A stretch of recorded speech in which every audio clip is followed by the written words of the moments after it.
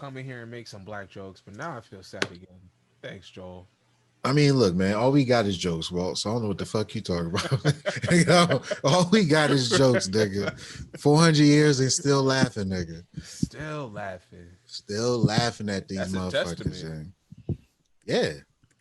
Um, Oh, but how I are I you feeling realized though, like Lou? black people what's going on? Oh, yeah, you want to check on Louis. You Yeah. said, well, I said, how you feeling, man? I'm straight. Just a little Right. tired. So, Okay. All right, man. Look, you look like you about to go push some shit. Like you about to go make that money. I'm about to go move that dope. Move that dough. Look, it's 11:45 on a Wednesday in New York City in 1996, and your baby needs to eat. Baby gotta eat, man. That's it. That's it. I see you've been running through scenes, huh, Walt? He's like, you been doing some improv lately? Hey man, 1996, you a single dad, and your baby gotta eat. right? Action. That's it. Go. You just sit back and watch it. Action. Hey, look, I'm just trying to keep myself busy. Only child syndrome, shit like that. Yeah, man. Yeah. So you know what I'm saying? Like, you know what's funny, man? Let's start with the I guess the biggest thing that happened since the last time we met. Confirmation on Saturday. Joe Woo. beat Biden Zazy. Hey, Joey B. Joey B. Joey. Why Joe 2020? Why- Joe Biden. He won with Kamala. Yep. Kamala Harris checking off all the boxes. Kamala Harris. There is this something happened that I didn't expect to happen. What was that? A genuine sense of relief. Oh yeah. Yeah. Yeah. Yeah. And I guess this is always a good thing to kind of see, like, the pessimism is always subconsciously met with a layer of optimism. The famous Baldwin quote, "I must be an optimist, I'm alive." Right? And so that kind of rings true in a little bit. Like, I didn't think I would get that sense of relief because I still understand, like, we still going through shit as black people. But like I said, that's a consistent constant. We've been laughing for 400 years. But I really didn't expect to feel better. Yeah. I felt great. Yeah, no, 100%. Like, I'm not going to take away from it, but it's like, it's one of those nice emotional surprises that happened. I think it's because it was a Saturday. True. The weather was kind of nice. Good. It was Nice nice. as It shit was outside. perfect out. And if you think about when Man. this nigga won, I think it was raining. I know it was raining during the Women's March, but it's just like, you know what I'm saying? It just felt, Everything was aligning. It was Felt yeah. good. yeah. You know, and it was a moment of relief for the country. I genuinely felt it. Oh yeah. No. It's like we paid a credit card off or something. Like, everybody paid a credit card off on the same We day. ain't gotta deal with this shit no more. Exactly. Or your car note done. Right. Hey, You know, praise or God, when you it's a finally finish hoopty. paying for your phone and your plan. Right. Like, you know, It's just mine. It's mine. It might be broken, but it's Yeah, mine. Exactly. Like, this Joe Beasley line don't connect to shit, but Right. at least it's a phone Right. and it Look, works sometimes. everybody got 5G. I still got 3G. The Joe Beasley line works real well when you want to call white people. I was I'm not gonna lie, as soon as I, got the news, everybody at the crib was in the house. I was going to wash my car with my boy. And I was playing rap music loud as shit because, like, where my boy lives, it's Trump country. It's like Bristol, you know what I'm saying? There's some liberal people there, but you still gonna see there's like a giant ass Trump sign on the side of his truck on I want to say it's like 123, 234 Dumfries Road or whatever. And I'm driving by hella white people with their trucks and their motorcycles, and I got the windows down. I'm blasting the most ignorant ass rap music because I'm like, y'all president ain't president no fucking more. Yeah. I felt like playing My President is Black by Young Jeezy, but I was like, that's a little too much. But I had that feeling, sort of, kind of. Yeah. I want to say they. I think YG's "Fuck Donald Trump" went to number Yeah, one. already. Like, yeah, man. Mhm. So the feeling is there. Yeah. You know, that's it was 100%. Like you said, it was just everybody, you know, it was palpable. You could feel it.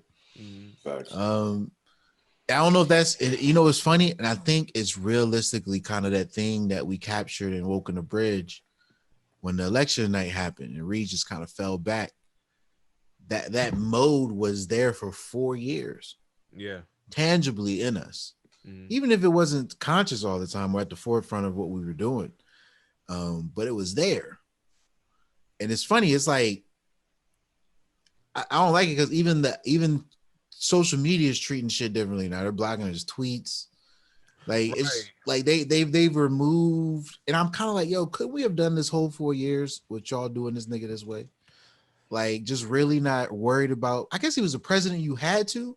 Had Right, to. and well, what I didn't realize is that, of course, all every head of state, or at least the important people, have privileges, through Twitter and whatnot, and that was the presidential privilege, and that's exactly what they called it. I'm like, all right, well, all right, that makes sense. Why? Because let some shit pop off like in Hawaii. They had this scare a couple years ago because some dude pressed a button, but if there were Mhm. missiles actually headed to anywhere in the U.S., we need that type of access. So I can understand why it's like, all right, Twitter's gonna let that shit ride, but until, like, if we know that he doesn't have it anymore, it's like, you know, did you do well on your test? No. All right, well then put your game down. Like, that's it. Yeah, Get that shit taken away. Fuck that nigga. That's all I know, son. I hope he yeah. died. You know what's funny though, man? Like, I don't like what we're doing right now, especially the Republicans, but I never like what they're doing anyway. Mm, Um, this whole thing where they're supposedly playing along with him until January 5th, and they have the runoff election. I don't like that. He's firing people in key powerful positions right now. And I'm just like, yo, we can't just leave this nigga alone in the White House for 3 months to have a temper tantrum. And we come Right. knock on the door in January and expect shit to still be clean. Like, expect shit to still be, I don't know what this nigga is capable of if he's really in a corner. Because I've seen and assessed the way this man thinks, and everything is an opportunity, even if it's a foreign entity. Mm, So I'm not saying there's anything crazy, but I don't like that we're playing with fire right now, because if you are the Republican establishment, just come forward and say, yo, the dude's acting crazy. Our ideas as a party should exist beyond him. but they don't It's not want gonna that. happen. Yeah, like, They're Yeah, they're they're too rank and file, like, but it's when not. you as a I don't even party. think it's rank and file at this point. Like, No, it's no, literally like whoever's in charge in the Republican Party. Republicans fall in line. Like they all are fall in line, like the type of. perception is that they do it because that person has the cachet with their voters. Mhm. So they're like, yo, we can't turn away from Trump right now because we need him to keep his base energized to go vote in this runoff or we lose the Senate. This is the murmurings coming from the Republican field that are now being mouthpieced by Democratic pundits on mainstream media. And this is my problem with this. If they're lying on the right side and just saying that, kind of leaking it so that we draw this and crazy conclusion that as soon as January 5th happens and the runoff is done, Republicans is just going to be like, Trump, you got to go. If they are afraid to tell him that now and it gets closer to the inauguration date, what makes you and think they're gonna be emboldened to tell them then? yeah, and it's like I get the whole mythos of like this is their plan and this is how we're going to do it, but I'm like, yo, I don't like the fact that we keep just lock this nigga up. Like we like we keep letting this motherfucker do shit that nobody else in the history of the country's ever done. Well, I mean, if you lock him up, then you gotta lock other people that cop to him too. So if Mitch don't want to be locked Niggas up, have been locked up. You don't need I to lock mean, Mitch up. Mitch did nah, one. nah, but you gotta lock Mitch up because people aren't gonna want to come You just don't. You for can't lock Mitch the up head. because every time Mitch has had an approach to Trump's situation, it's been within the bylaws of his station in our society, right? He Yes. hasn't done anything that he can't do with the powers that the people give him every fucking time they vote in Kentucky, right? Once again this year. So whatever's going on in Kentucky, I just saw this report that dropped on the Grio. 738,000 sexual assault cases have been essentially hidden by the Louisville Police Department. That's the same department that killed Brianna. And Kentucky Mitch, and all of a sudden Daniel. Whatever's going on in there is some good old fashioned Proud Boy shit. From Yeah. like it's like a hierarchy, because the way Mitch keeps this electorate is crazy. It's like those old plantation families never lost any power in Kentucky, Yeah. and they always had the clan meetings. This is what I think is going on in the background, because the way this man just continues to keep his power is like it's locked in some. It's there and it's locked in. It's consistent. He's not going anywhere. No matter if you It's look at all, almost like it's magic. yeah, all the Republicans who have served the longest terms in the Senate and Congress come like they literally have the poorest states in the whole country. Right. Right. Yeah. So whatever's going on with like mention them. So like I said, if you play with him, you keep doing this. His supporters are crazy. If the Republicans, if you should have just had an outright condemnation of what he's doing right away, so that way you have to tell your people, look, our party has to exist beyond this man. If it is just beholden to him, that means even when he's out of office, he We still still will gotta have it. dictate how they operate in Senate, right? Because his influence won't go away just because he's not president. That's the society we live in. We could all reach each other with the press of a finger. They said in the future he'll be able to hide his stuff. Trump can have a whole social media platform created for himself right now. And his followers will happily go there, bro. Like, so he'll be able to continue his influence unabated, even if Twitter takes him out, whatever happens, he'll be able to continue his influence. I'm just like, look, man, just show this dude, yo, this dude's bugging. We Republicans, we are better. Our party will exist beyond this motherfucker's 4 years at the belt, at the helm. Like, let's just dead it right now. He lost, and we got this vote in Georgia. We need you all to come out so we can keep control of the Senate. Otherwise, these Democrats are going to do what they want to do. They can still sell their bullshit, Yeah. but just remove him as a component. The fact they don't remove him scares me, because Right.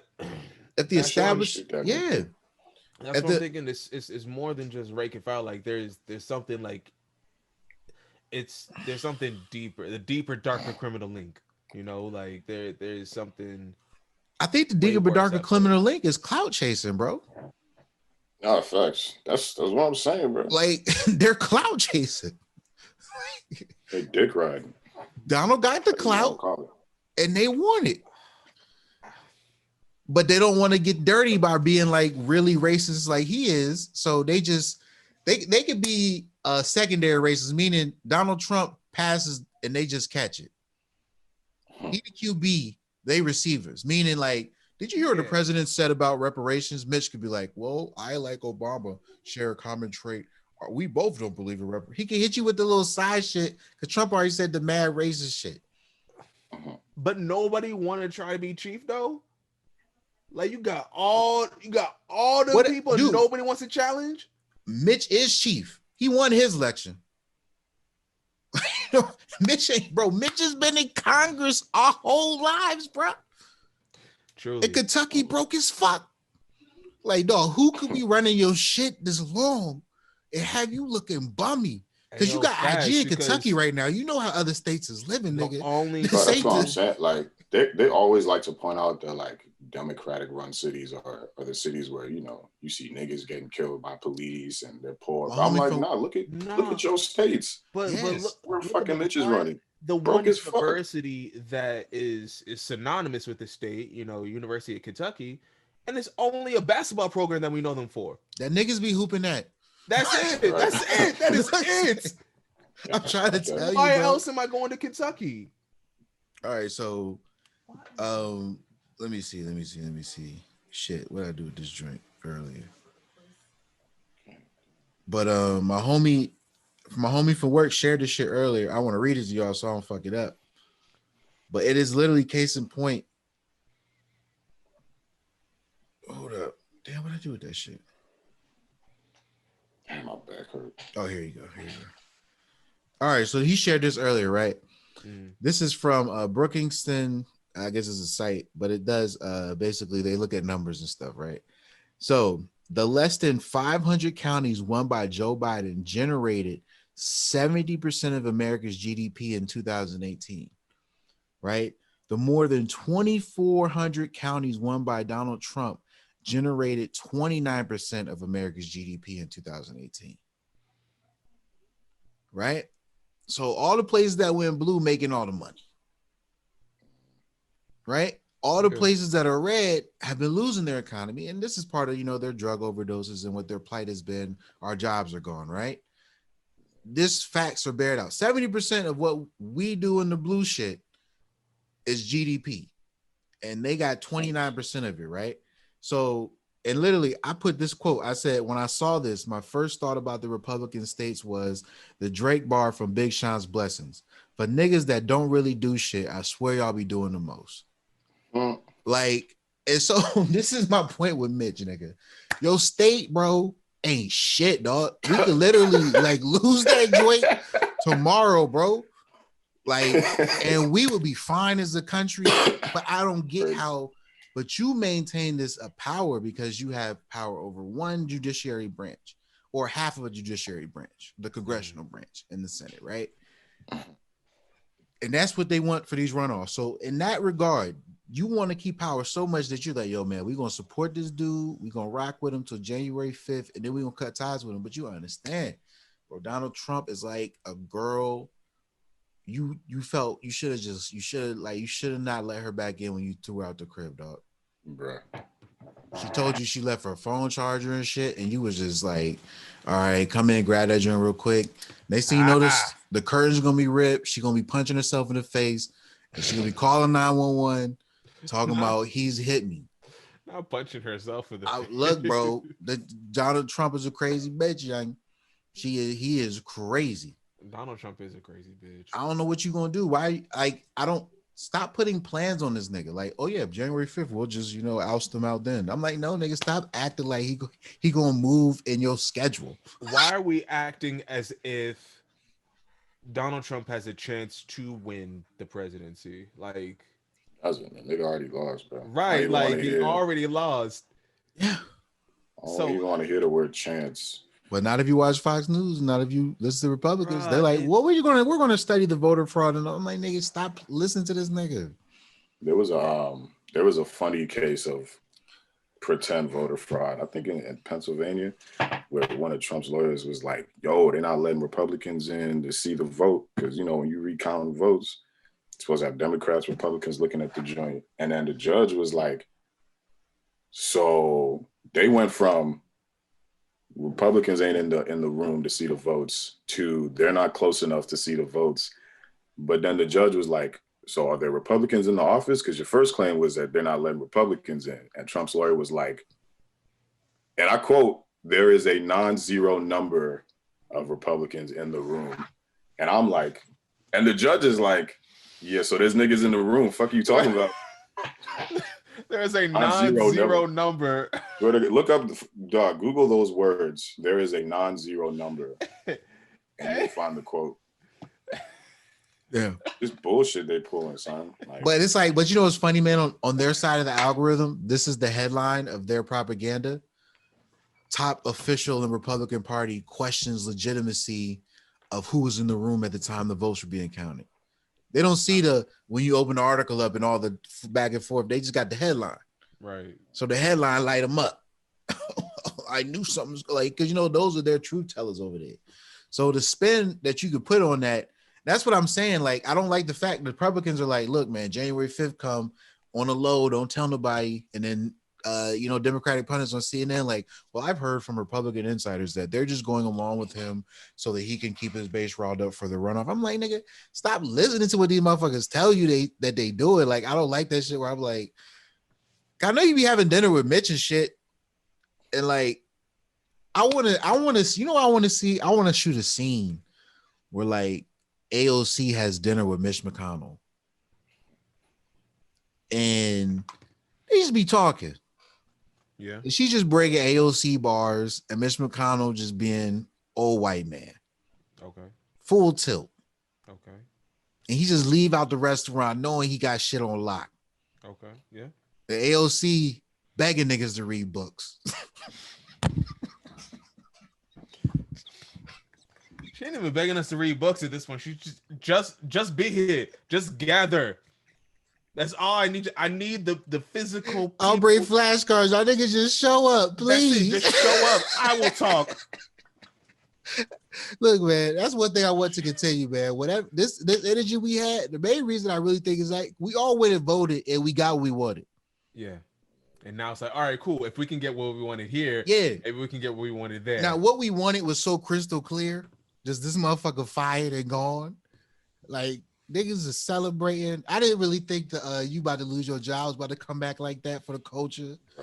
That Marquee Mark joint, that joint was spinning, nigga. That shit was in the streets. Oh yeah, shout out to the black women who led the charges in these southern states to flip them and shit. And you know, right. Latino women and Native Americans did their thing out there in Arizona as well. Thank you, Stacey Abrams. But you know what I'm saying? I don't, bro. But this is what scares me about it. Donald Trump is such an obvious shit stain that it's like obviously we had to clean that up. No, it was so obvious. And Andrew Yang started ourselves. Yeah, Andrew Yang said this on the Breakfast Club. He's like, he's more worried about when the Trump person who's like a demagogue like Trump and a fascist, but he's more better at speaking and being manipulative to the system, because clearly it's like we found out that we susceptible to coronavirus. Right. And the coronavirus is a white supremacist fascist like Hitler, comparable to him. We're susceptible to that. We only had the 4-day cold now. We didn't get the ventilator and shit, but we realized that we are not immune to this shit. Because it could be, because if Trump was just like literally probably 50 IQ points smarter, we might be in some shit. I honestly think if Trump cared, because we know one thing that he doesn't give a fuck. Like, not at all. He doesn't give a fuck about anything. Not at all. But if he did care, like, it would be, it'd be 100 times worse. I swear. Yeah, it's gonna be scary where because this nigga's out of office now, but it's gonna be scary when someone, like you just said, more sophisticated, more better with words, comes along and starts speaking to the same things that got his base riled up, like lack of jobs, scapegoating, using Mexican immigrants, all that shit. Because it's gonna happen again. Like somebody's gonna come around more clever and speak to those same things, and and he might be able to get some shit done. So I think we got to be careful of that. I got a question on that. Then, do you think the new megalomaniac is gonna show up first, or do you think white people are gonna show up for their nigga lessons? Like which is gonna happen first? I'm sure somebody's getting groomed right now to be the next better Donald Trump.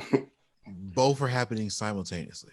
Simultaneously, the whites are coming. I saw John Oliver down and 40 in hand. But John Oliver broke down the 2020 election. He's in his new segment for Sunday night, and at the end of it, he made a salient point. He said, within the time that he's been in America, we've put the first black president in office, elected a white supremacist, and also put the first black female president vice president in office. Yeah. He said, this is America. Yeah. All of it. Yeah. And we have to acknowledge that. So to your point, more voters turned out for Trump in this election. So they're both happening simultaneously. Right. White folks is getting their nigga lessons because they was playing you about to lose your job. And like I said, we laughed through this shit. And that's what I've seen. The white allies, I realize, don't mind accepting our levity to it, but they are sincere at the weight that we carry for it. And what I mean by that sincerity from them is just shutting the fuck up and listening. That's all I need as sincerity from like white allies, is just shut the fuck up and listen when you need to. I saw this segment today where this black woman, beautiful sister, she's married to this white guy in Florida, and they got their home appraised. It was a Good News America, and it was appraised at $330,000. And she said, "Oh, I'm black." So they took down all the photos with her, put more photos of his family up, removed all the photos of their son, took all icons out the house, took his Black Panther toys, tucked them away and shit. Damn. Did all this stuff, right? House gets appraised for $446,000. Damn. $116,000 of value was lost because she was black and just living in her home. This is what we've been dealing with this whole time. That wealth gap is there for a reason, fam, and it's purposely driven that way. So to me, like, for that to be the case, like, it's wild. I don't know. Like I said, that's just trippy to me. Yeah, none of that surprises me. Yeah, man. I just want to see how this nigga's gonna act when he's no longer president, like months down the road. Like, is he just gonna go away and shut the fuck up forever? Doubt it. Is he gonna keep tweeting? Probably. I'm just interested to see because he's not used to losing. I mean, the nigga's used to losing. He be losing. He be taking L's on the low, but this is a very public and obvious L. You know, all those bankruptcies, those was low key. I see the nigga going to North Korea. Good. They can have that. They can have probably Russia. No. Don't let a former president go off. But no, especially his I got the answer to your question, Lou. Is Eminem gonna stop making music? Oh, probably not. No. God. No. Is Kanye gonna stop seeking attention? No. So Trump need his fix. He needed it before he was president. Reality TV star. Like, I think like reality TV stars are like the epitome of those people who need their fix of attention. You know what? Honestly, Trump is rather simple too. He might just go back to reality TV and collect all the checks. Like, see, this is the thing. 2024. Oh no, he's definitely gonna run again. He's definitely gonna run again. And this is what's crazy. This is what's crazy. He's alive. If you listen to this, right? If you're telling me that if his whole angle will be to sustain his influence for the next 4 years, because Mitch has already shown us that if it's still there, they back on the Trump train. Right. Because he's saying, like, if I keep your base, if I keep your people in my hands, y'all gonna listen to me because I got the people. And we already know your conscience ain't about to kick in and prevent me from doing no foul shit as long as y'all keep power. So basically, he's like, look, this is how demagoguery and the fascist shit takes off. It's like they're showing us right now the fact that they just won't rebuke him right now when it's common sense that he lost. He just lost. Like, just say that shit, bro. Fuck this nigga. Like, Mitch is like, yo, fuck this. He been for 4 years. I've been out there joint mobbing. He ain't gonna say that though because they got his people. He got their people, and they know that shit. And Trump is going to, like, if he sustains that influence for 4 years, he's back in contention in 2004. Even if they won't officially give him a party nomination, let's say they do grow a spine and rebuke him outright in that 4 year span, and they put enough miles, he's going to just run as an independent. Like, yay. She might put yay on the fucking ticket. I don't see it happening. That nigga running again. I don't. Trump Kanye ticket 2024. I'm saying that shit at 8:50 p.m. on November 12, 2020. Kanye Trump ticket 20. Trump Kanye ticket 2024, nigga. Yeah, I just don't. I'm not even holding the thought in my head. Like, as soon as you said that, I just threw it out the window. Like, this nigga say, ah. Right. Say that WB this nigga. Right. Not with it. So I feel you. No, if anything, I need Kanye in 2024 to be fighting for the love of Kim Kardashian back because they got a messy divorce. All right, that's all I need from Kanye. I need this nigga Trump to die because he has been alive too fucking long. Oh man, yeah. He is right at the life expectancy mark of people in the U.S. Oh man, I need him to die. Like, hopefully, like, it's got to happen. It's got to happen. Like, he can't fiery. Nah, it's gotta be something else that, like, Some other people died too. Damn. I'm not saying that. I'm not talking about saying like I'm not wishing on anybody, but I'm just saying because I thought about this. Like, if Trump just have a heart attack right now, you know what his followers are going to think? He was Deep poisoned. state. They took out. Look at what Kim And Jong's look, people thought, because he got that level of Kim Jong reverence amongst his but supporters. the thing is though, if it happens this year, we can just say, look who 2020 got a lot of, like, they keep getting them. They got Trebek. Bro, 2020 is already a leftist virus concocted in China to bring the economy down, so he'll lose the election. Nah, man, look, when Kenny Rogers goes, look, that's a different story. Mm. Because that Kenny Rogers is one of their Oh, heroes. y'all know Sean Connery died too. Shit's been so Right. crazy, Like, That's what I'm saying. Look, like 20. R.I.P. They put him in that Avengers Endgame meme where they did the like mail-in ballots and shit, and had like Yeah. Obama as T'Challa and all that. That joke was dope. Man, look, Like I said, I was watching him. that. I was trying to be cynical looking at it, but I was just feeling good. When I saw that video, I was just feeling. I was watching it like Joe Biden ain't no motherfucking Captain America. I was like, I was trying to be cynical, but I was just feeling nothing but good. I really genuinely was. I can't lie. I found my writing's been like just flowing the last week, bro. They put Greta Thunberg in the that was a reach. That was a reach. I was like, I prefer Sean Connery over her. That was a reach. That was a reach. Yeah. That one was kind of that was a troll. That was a troll for the right. That was a troll for the right. I was like, that's petty. That was a petty. That was a petty one. That was a petty one for the right, bro. Let's be real. She did get buzz that was like, I mean, yeah, like unnecessary. Unnecessary. She did like a science project for school. I know she did real good on it, but I was just like, yo, I know this.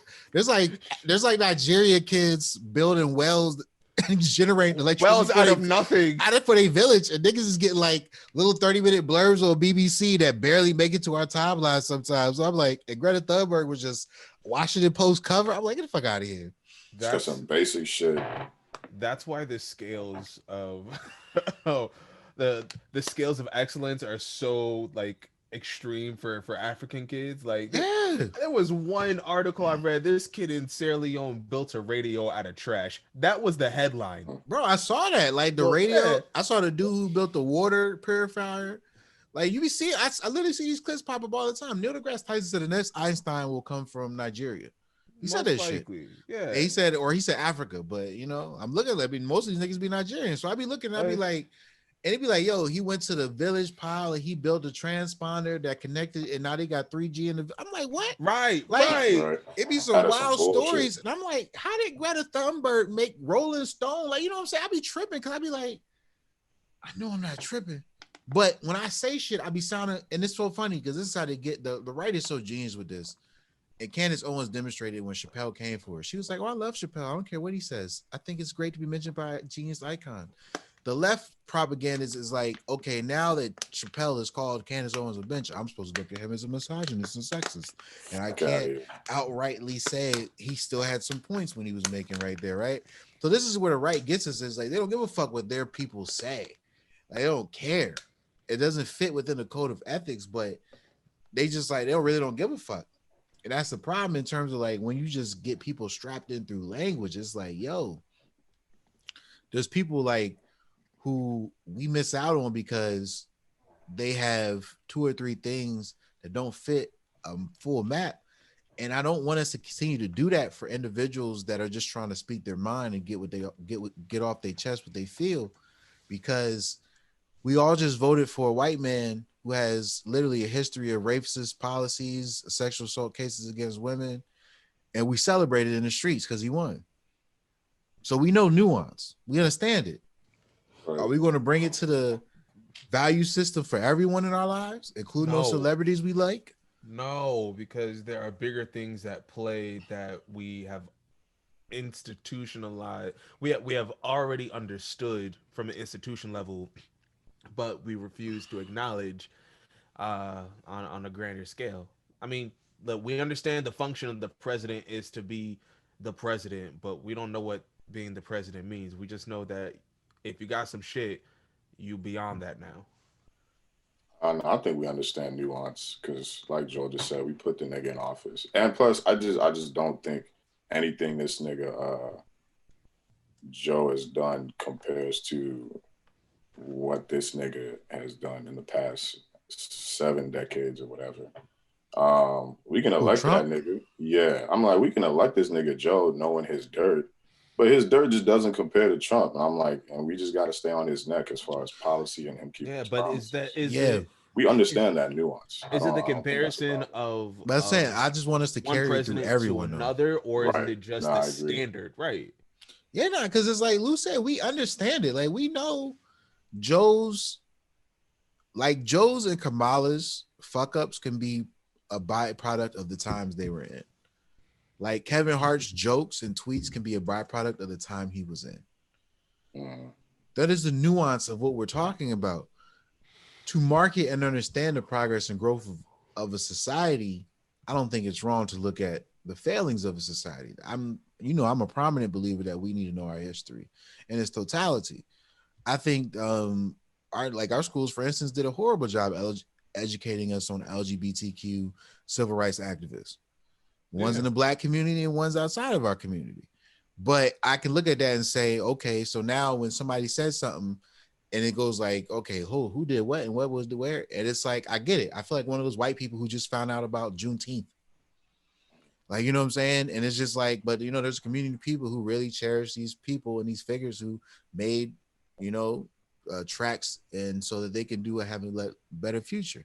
And I'm looking at it for like black people, and it's like, yo, like at the end of the day, Joe Biden was dope enough so we fucked with him in '08 when he was with Obama, because at that time in our mind, Joe was good people. But 8 years, 8 years of a black presidency with a rampant white supremacist population getting more and more fervent, electing a white supremacist demagogue, it put our censors on 10 for racism. So we're looking at Joe like, Joe, I'm gonna talk about every time I see you in Kamala, I'm gonna talk about your past. yeah, we flipping the bird every Because time. yeah, we have to, because now it's like, was it just you were just a byproduct of your times, or is it something inside of you that's a part of your ethic that felt you had to be more harsh on the black community when you were in a position of power? That's all I want to know. Like, are you Daniel Cameron on the low, Kamala? Not in terms of his outright just coonery, but did you have a period in your life where you may have been a Daniel Cameron, but just for the Democrats? Meaning you just, because Democrats, let's say they have a history of like being racist, because Democratic ran cities are horrible in terms of violence and impoverished. We poor in Has every state. Let's be has real. We has got poor black people in every state. has Kamala written a book yet, like an autobiography? Um, Not that I She know of. I don't probably think has. so. Like I think I think she just her buzz is at the right temperature. Yeah, because if she's written a book, then she probably has all that shit in there. I feel like Mm. I think it's cool that like we fuck with Joe just enough because he was running with Obama to vote for him in 2020, but we don't fuck with that nigga that hard to where we can't put our foot on his neck. Because Exactly. like when Obama was in, ain't nobody want to say shit. He was like, "Yo, man, he's off that nigga, son. He doing his thing, son." But with Joe, Yeah. it's like, "Yo, I voted for you, but nigga, can I get this stimmy check? Can I get another stimmy Yeah. check?" Let's But deal it's with that. like, I just thought about it, Lou. You said that. It's like, when you had to work, you don't want to say nothing bad about the black niggas you work with. That's Yeah. Obama. That was Obama's presidency. We Look, wouldn't say nothing bad about that nigga the whole time he was on like the job. he was We the was like, manager that oh, was trying. we was like drones dropping bombs on kids. I was like, man, look, it's hard to be the president. Yeah, we'll just keep.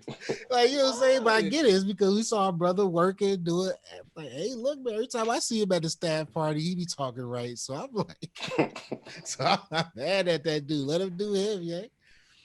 You know what I'm saying? Whenever I see him, he dab me up, right? And he hit you Right. with the Obama used to hit us with one of those every other Right. now and then. Like, for instance, I always thinking of Emmanuel AME joint. where he was giving a eulogy for those people. I don't mean to get so dark with it, but Mhm. like I just thought about the moment where he decided to sing "Amazing Grace." That was just hitting us with a little something. Right. Yeah, that was smooth. And people like, people will get like mad at that, like, oh, we look at his brother say. I was like, bro, you don't understand that shit matters to us because those are expressions of God for us in some way. Like when we sing, when we dance, when we do our thing, those are expressions of like our being That's and our culture. essence on a fundamental. Exactly, man. I understand that. So I'm like, no, he hit you with a little couple bars of Amazing Grace. You felt up and felt the spirit. I always love the aspect of church where it's like the energy that's in there. I'm like, that's palpable at the club when your Right. favorite song is on. It's the same energy. It's just different Right. context for the energy, but it's the same joint. Holy Ghost, that's just you hitting the joint on the club when the joint start grinding on you. You know what I'm saying? Hey. This is God. That's God twerking on you. That's the Holy Ghost. That's God twerking. Yeah. That's God twerking on you. God Title. twerking on you. Oh shit! I don't think I got the balls to name it that, bro. That's God God twerking twerking on on you. you. Yeah, man. Shoot, yeah. The Holy Ghost is just God twerking on you in the club, bro. Throwing that ass back. Hey, look, Yeah, man. look, you prayed for it, right? Hey, look, I pray every day You, on you prayed Instagram. for it, right? Hey, there you go. God Yeah, twerking on man. you. Yo, that's the wildest thing. Here go your blessings, little That's the nigga. wildest thing I heard. Yo, Yeah, God man. like catch this twerk, nigga. Yeah, bro. Look, that's what they God. call it, the God consciousness, because at that time you are present, right? I think that's our perception of God. Like he has to be a being that is just present at all times. Meaning that like it's kind of like I'm not sure he has a concept of the future or the past. I think he's just present. It is only right now. Yeah. I think that's the essence of God. Like God is only right now. He has no future. He doesn't know the future or the past. He's just right now. God consciousness, Yo, yeah. that's some that's some L. Some Ron heavy Hubbard shit. type shit. I mean, Nah, some I don't interesting shit. know. Nah, I just thought about it because I'm like literally No, like that's it's dope. Like it sounds really cool, honestly. You know, yeah. it sounds really open too. Like it's not like it's not gonna judge you or anything like that. It's just like, hey, right now. Yeah, Yeah, that's what I'm I'm not saying. mad at that. Yeah, Everybody has their Yeah. own interpretation absolutely. Exactly. Like that it is. And that would be like because for instance, it's like your concept of time may just be because you can only think from your point of view. Right. But if you're omniscient, you would just need your if you think of your like concentration, it would just be spread across the present of everything you can see. Mm. Versus like because we don't have that ability to see. I don't know what my mom's doing right now or my dad's doing right now. So I can sit here alone in my room and think about what I'll be doing tomorrow. But if I literally just see everyone's doing everything right now, it's like I would just have no choice but to just be there in the moment. That's why they call it the God consciousness, I think. But I think we chase shit like that. And I think we had and I'm talking about we had a little bit of it on Saturday. We wasn't Yeah. worried about what Trump gonna be doing tomorrow, what he did Right. yesterday. When that Saturday hit, we were in God conscious mode. Joe won. I've been looking at CNN for 3 days straight. I'm fucked up in the head. And it's like I ain't never watched CNN that long, like Hey 4 years, bro. you dream of Wolf um Blitzer? you dream of Wolf Blitz. Dog, John King holding his hands like this, bro. I dreamed of I was just talking to niggas like this all night. Like just like I was like, we're gonna have to go to get some bitches. Like, I was just doing this shit for no reason in a conversation in a dream.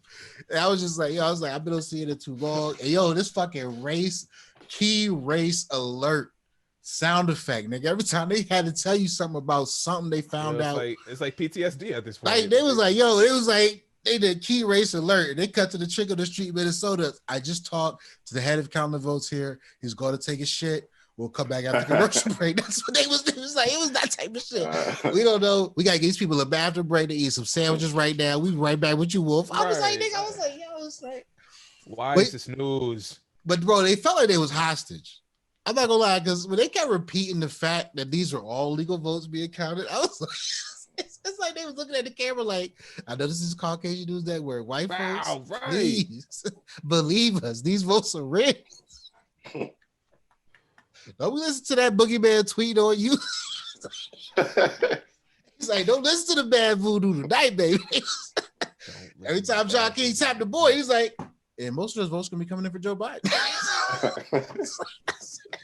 Yeah, to remind them niggas every night. He was like, 70%'s coming in. 70%'s coming in. And it's always funny because I'm looking at like sources that are really up to date on Twitter. Like we always talk about how like our main stuff is always so outdated in America. Mainstream media is outdated because niggas on Twitter is like, Joe Biden is projected to win by 200,000 votes in Pennsylvania, right? By the time everything's counted. And they're on CNN like, oh, Joe Biden just took Trump, and it seems that they're going to be counting for the rest of the night. And I'm just like, look, we already know what the double going to be when it's over there. 200,000. I have not watched, and I wasn't watching CNN, but the only time I've watched the news that much is when Michael Jackson died.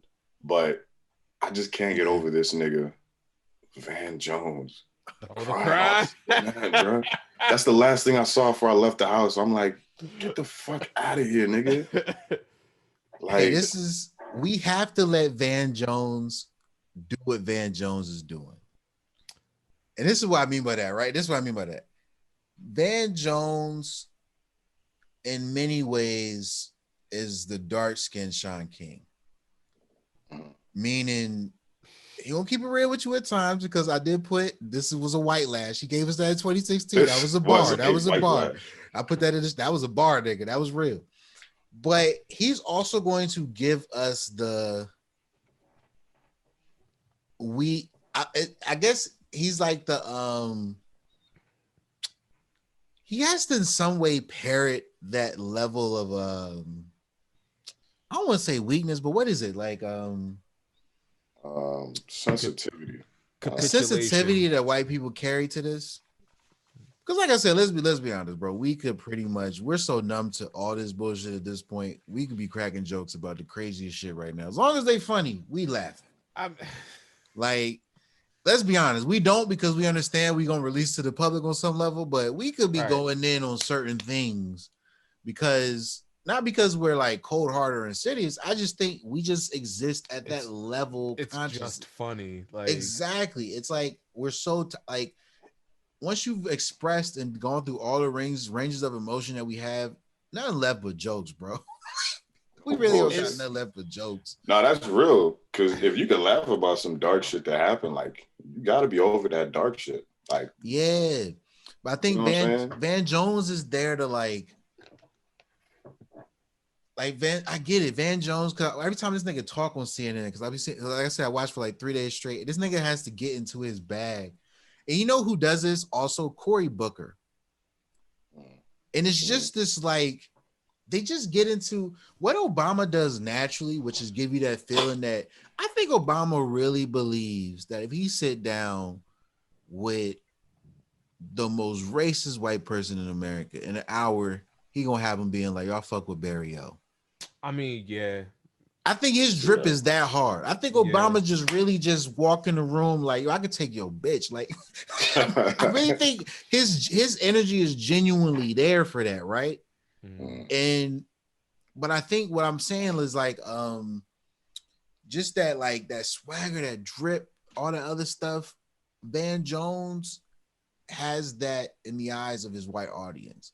So he's able to. Childish Gambino had a joke about this back in the day where he said, Obama is just a black nerd. But black nerds on the scale of cool are cooler than a white athlete. On the scale of cool. He was in his special weirdo. And I just remember thinking about that. He was like, Kanye is a black nerd. But the white people, he's cool as fuck because he's black. And you know what I'm saying? So the scales are different when they kind of peer into our society. Because as brothers, we saw Van Jones as was like, this nigga crying on TV. For Joe Biden, nigga? For Joe Not Biden. even Obama. Yeah. But I also had to understand, I'm not a father. My Talitha, like my sister hit us in the group chat. She was like, she cried too. And she didn't think she would. So, you know, parents must have, I get it. Like, you know what I'm saying? You're trying to teach your kids lying is bad and the president does it every night. I understand. So it's like they can't escape conversations about Trump. He was everywhere for 4 years on everyone's lips every day. Like even if Trump crossed your brain every day, I guarantee it for the last 4 years. I don't think it's so much even the words that he was saying, because he was right. He was saying like integrity matters. You know, like Yeah, it words was the matter. It's crime. like, yeah, exactly. Like, nigga, why are you crying? Bro, I'm just like, this nigga acting like And on Martin top of Luther that, King came back and then was elected president. I don't think I've like I said this earlier. I don't think I've seen more black men crying in 2020 on television, bro. Kobe, Hey, that was different. Chadwick. Yeah, But I'm yeah, saying, that was different. this is like, we're like we're the cornerstone for toughness in this country. Exactly. Even though we ain't asked to be, we really did. But we literally are like the epitome. That's why every toxic masculinity question eventually circles around to what are these niggas doing right now? And it's like at least that's what it feels like for the most part, right? And I understand it. We them dudes. I'm not mad at that, right? We them boys. We them boys. We are put in that position. I don't want to be them boys. We put ourselves in that positions. We show up in music videos with drip and ice on and everything. And we know these white people be growing up without no niggas around them. So when they see us, we put one chain on. We in amigos. So it's like I said, that scale. Van Jones is working in that scale. Like as black people, we looked at Van Jones like this nigga. But as the white mom, oh my God, I'm so glad that he feels like I feel it too. It's an empathy button. He always has to hit an empathy button with white people. And Cory Booker does this, but it seems false to us. Because like I said, Obama was natural with it. But every time Cory gets in that bag of America stands for, and it needs to be, and sounds we too have rehearsed. It just and we feel it with Cory. We be feeling that shit with Cory, and it's just like something with Cory just be like, his name hitting right. I know you about your shit because I see your record, but something about you, bro, just don't be sitting right. And it's like I don't know if it's because. Like Lou said, it's like every word you spoke this whole meeting, you typed it out and rehearsed it. Yes, he practices, but he doesn't know how to be natural. Exactly. Charlemagne tried. It's perfect examples of Breakfast Club interview, bro. Yeah. Like Charlemagne, like is really good at getting you to just be like, fuck it. And that's kind of his skill set. Like his interviewing skill set is he gets you to be like, fuck it. Whatever your fuck it version is, he gets you to do it, right? And Cory would never just relent and be like, yeah, man, look, dog, we out here in these streets, we doing what we do. Right. That's it. If we heard that from Cory once or twice, it would be a different conversation. Exactly. Like, we know we never gonna hear it. Like, it's like we know at the dinner party, Daniel Cameron gonna hit us with this at the garden party. Yeah. Like, you know what I'm saying? But we walk up to Cory, he not gonna do this. But we know the dap gonna be out of rhythm. Like not a lot, but it's gonna be a little bit of the you ain't know if he was gonna be the the slide joint, that joint. Cory gonna be like, nah, we gotta do it again, man. We gotta do it again. Yeah, you know what I'm saying? Whereas Obama, he could slide through the room and just give you the joint. Even if it was off on one or two, he had the ability to, make an innovation real quick. Right. Like, and you know what I'm saying? He's smooth with it. He just very yo. Like I said, I don't agree with everything the man did in office, but I gotta admit the drip was there. Nah, that was a cool ass. That's the coolest nigga we had in office since like JFK. Facts, and JFK was fucking bitches in the White House. Yeah, bro. Like, think about it. If we was chilling with Obama just like hitting a J or some shit. Like, we could literally be sitting there and Obama be like, yo, man, I think we should go clean the park up, yeah. And he could sit there for 5 minutes, give us a whole speech about why the park need to be clean and how we could do it. I think we would be cleaning the park up, bro. Yeah, you're right, son. Gotta go clean this fucking park up, my nigga. Obama just saying we gotta go clean up the park. I was like, all right. Like, I was already on board. Yeah. And I'm talking about before the presidency and all that stuff. Always like when Kid Pill did the young Obama. Right. He's like at the party. Because I feel like that nigga was genuinely that nigga. He's just like, yo, man, let's you know what I'm saying? Like, we gotta fix some shit, man. Like, come on. The only reason politics has the potential to become something that we are considered cool is because of him. Like, yeah. That nigga definitely made it cool to be like into politics as a nigga. Exactly, 100%. And I think it came full circle. in this 4-year hurdle after he got out. And even with Chappelle, talk about the GOAT a little bit. That little booking he did it after Trump win, and he did it after Biden win. And just I just thought that's dope, because even like that's even low key, like, I know everybody don't watch SNL, but that moment is kind of also the Dave Chappelle feels like that cricket in Pinocchio. Jiminy Cricket. Yeah. Jiminy's he's your consciousness. Yeah, he's, what I'm saying? But he's also like, Dave was going in. No Van Jones, right?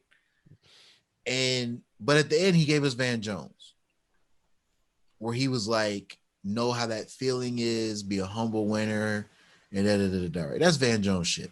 That's Cory Booker shit. That's what I'm talking about. That level of like placation to the spirit of Martin. I forgot. That's Malcolm Moore Martin.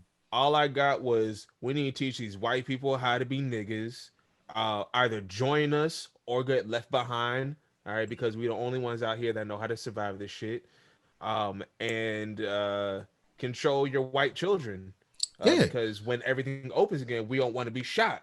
Oh, look, he started with all the real shit. He's like, also, and he said these white niggas are holding us back. Holding us back. And how many years have we been saying this? Bro, facts. 100%. I swear these niggas be on this back. Bro, we know what niggas was, so these white people showed up on Twitter. We really didn't know, bro. It's like, we've been kind of like, black people have been playing the nigga in this country. The real one's about to step into their role. We the understudy. Because white boys be so free. They just, bro. Oh man, Trump has showed me what a free nigga can do, bro. Like what? Like, I didn't even think to do that. We are niggas with a curfew. We gotta be in the house by 8:30, nigga. Hey, look. But Trump showed us what it was like 24 hours to sneak out the house, steal your parents' car, crash it drunk, kill a girl in the back seat, and you come home and get grounded. That's it. All Hereditary vibes. That's it. Just exactly. You just come home and get you're 3 weeks, no PS5, mister. That's what anybody hit Trump with. You can't tweet that PS5 now. Oh no. Wait till Christmas. Yeah, Trump deserves probably a good 10 years and some white collar shit and some cuffs in a prison, but he about to get no PS5 for you. You're banned from Twitter, sir. Exactly. You're banned from Twitter.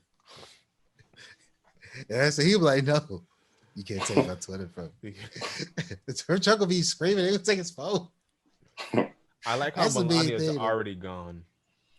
She been gone, son. I know, but how you gonna have the movie trucks outside? This is the thing about it. Like, that's so ghetto. I want the ability to do that, man. Like, white women held Melania down for 4 years, bro. Oh man. She wore the jacket and said, I don't really care to you, right? Like, but there's still this narrative that she couldn't wait to get away. She can't stand them. The body language. I believe it too. Look, we know. Yeah, we all believe that. Look, we know when a nigga can't get no play from his girl. We seen it before. But this notion that like she wasn't down with the moral side of what he was doing is what I don't like. You know, that like Melania's gonna allow, she gonna get books, TV shows, nigga. She gonna be out after this, bro. Oh man, that bitch can't even speak English, man. Right? Like, is she? That's a Dave Chappelle quote. She wants to be an heiress, and that's it. Like, she just wants the money, and just to live her life. That's it. Jackie Chan, that motherfucker can't even speak English. Shoot, man. I don't know if y'all remember that Chappelle skit. I remember that train. Sally Rover. Yeah, but I need Melania stumbling through her deposition in the interrogation room. What did he do on July 5th of 2017 again? Like, I need it, bro. I need her really questioned. Because then we're going to see, I need you to flip on your husband. I need you to really let us know, okay, he was doing that at night. Got you. Like, I need all that. And I don't care if you write a book. Y'all been getting a lot of books off about everything this nigga do. I'm not reading none of them because I just don't feel like listening to white people talk about what this white man doing. Um, and I'm a roaster. I wasn't gonna read yours because whatever you wrote in it, we told you was gonna happen to you. So, Yeah. I was like, we don't need to read the black experience with Trump, nigga. We know what it was like. Like he ain't do shit. You had a photo taken, and your people don't fuck with you no more. But Trump is Gucci. Like that's pretty much Hey, all that happened with any black person who fuck with Trump. a Niggas random just stop fucking question. with Random question. Have we forgiven Chrisette Michelle? Nigga, we forgot about Chrisette Michelle. you. There's bigger shit There to you go, Lewis. Lewis is 100% accurate. That's after right before forgive. Wall is forget. It's forget. We forgot about her. He is What's forgiven, bro. what album sells? She got an album that nigga. Right, like shit. She dropped her album, Old Niggas Money. I was like, damn. His money. It's like, you know how much it costs to keep this shit on the shelf? We had to dust it every day. Shit, nigga. Like I said, and her whole thing was, and she hit us with the Van Jones. She tried to do the I would use that nigga just as a term for everything now. She hit us with the Van Jones. I just wanted these people to see us. I want to go into that space and represent us. And I'm like, look, bro. Look. Nah, nigga. Yeah, that's a side of it, bro. I'm like, look, we're gonna stop acting like all of these rednecks don't got Twitter, Instagram, don't got photos of their phone, don't got pictures of LeBron holding trophies because he won a trophy for their state. Don't got photos of black men catching passes and touchdowns for them to have Super Bowl championships. Right. Don't got Billie Jean in their playlist. And Mike told you y'all wasn't shit. They don't really care about us. I'm just saying, like, we gonna stop acting like white folks have really grown up with no niggas in their life now. Every white folks have been touched by black girl magic and they've been touched by the black boy joy. Let's keep it 110%. They know we humans out here, young. And you know, it's funny. I was thinking about this. If you think about it, if you truly believe there's no racism, right? Then why do you care if I make legislation to combat it? Like if you don't believe in God and I start taxing churches, you ain't gonna give a fuck, right? Because you just it don't got nothing to do with me. But if I bring up racism, I'm like, yo, we're gonna make this bill, we're gonna do this legislation. I know you say it don't exist, but we just gonna make this legislation. And if it don't exist, nothing should change, right? Yeah, nah. You know what's up. Yeah. So like I said, so you know it exists, but you just telling me it don't. And I guess that shit used to work for them, bro. I keep thinking about, like, sometimes I'll be thinking, I don't think white people know we smart now. Because, well, some of us, you know, because I be thinking about how simple must it have been for niggas who couldn't, like, we couldn't read, we couldn't do anything. How easy would it have been to trick motherfuckers like that? Like, you know what I'm saying? Like they would just probably say simple shit. We used to be like, okay. Like, because I get it. There's a reason why you don't want your you don't want your slaves learning. Right. Because all of a sudden, you know, there's gonna be a question. It's gonna be you know, I totally understand that shit. If you think for yourself. Yeah. Because I was watching so did you get back on social media all this week, Walt? Not at all. So you was NPR and all this? It's just news sites, like websites. Got you. So today they had the hearing for the McMichael family to get bond before the Ahmaud Arbery trial. Bro, the cast of white people they brought up to tell us these white men ain't racist. Just watch it. Lee Merritt Esquire on Instagram been sharing their photos and testimonies all day. What they said. They killed a man in cold blood. Like, I don't understand. Bro, but they're trying to get bond right now, right? It's not to get off. They're trying to get bond. Yeah. Just basically say, like, they're not going to run away. They're not racist. I don't know what's going on. They're starting to build that conversation, right? And like I said, I'm jealous of the ability to control narratives this way.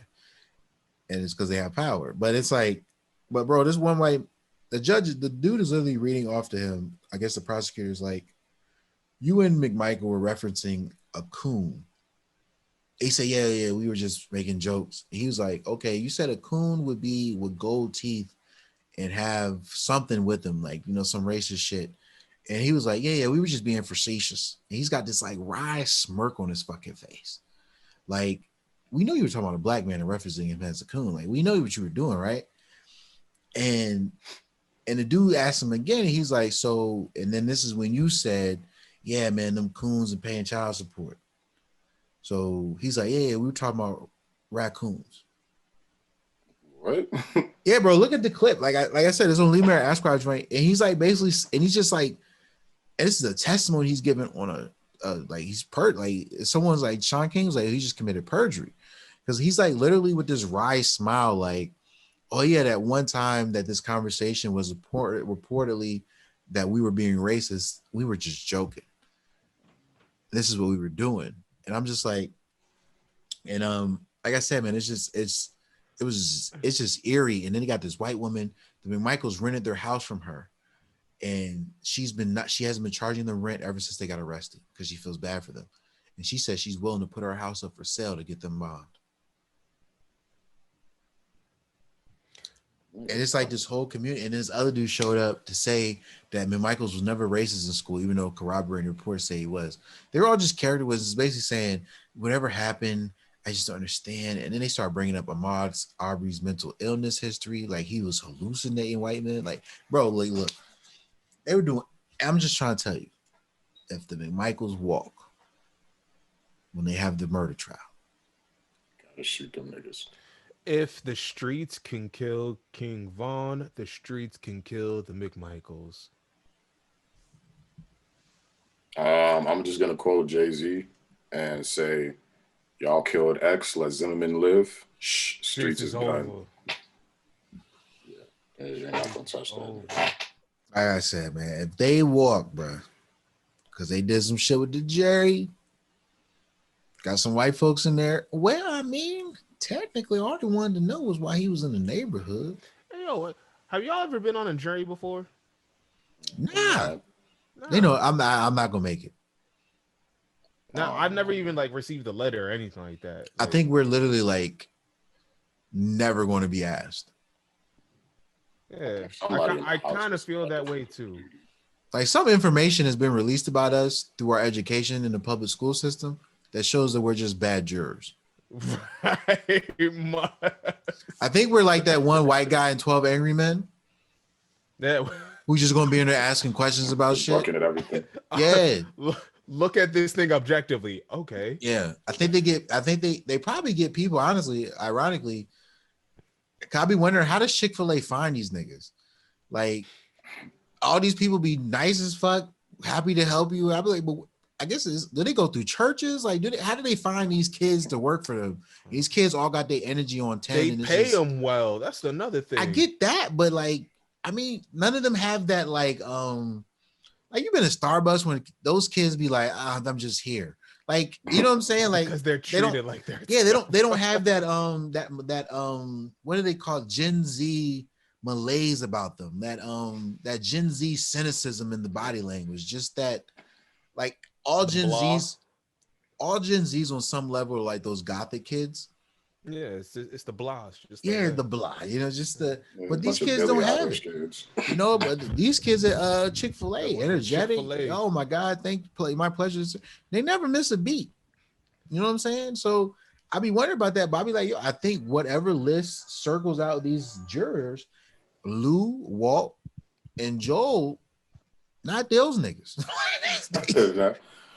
It's written down somewhere, bro. Because I was wondering, I was like, I'm 30 years old. We're not young anymore. Wait, what if it has to go back to SAT scores? I never took the like, SATs. Oh, really? Yeah. Okay. Oh shit. Never mind.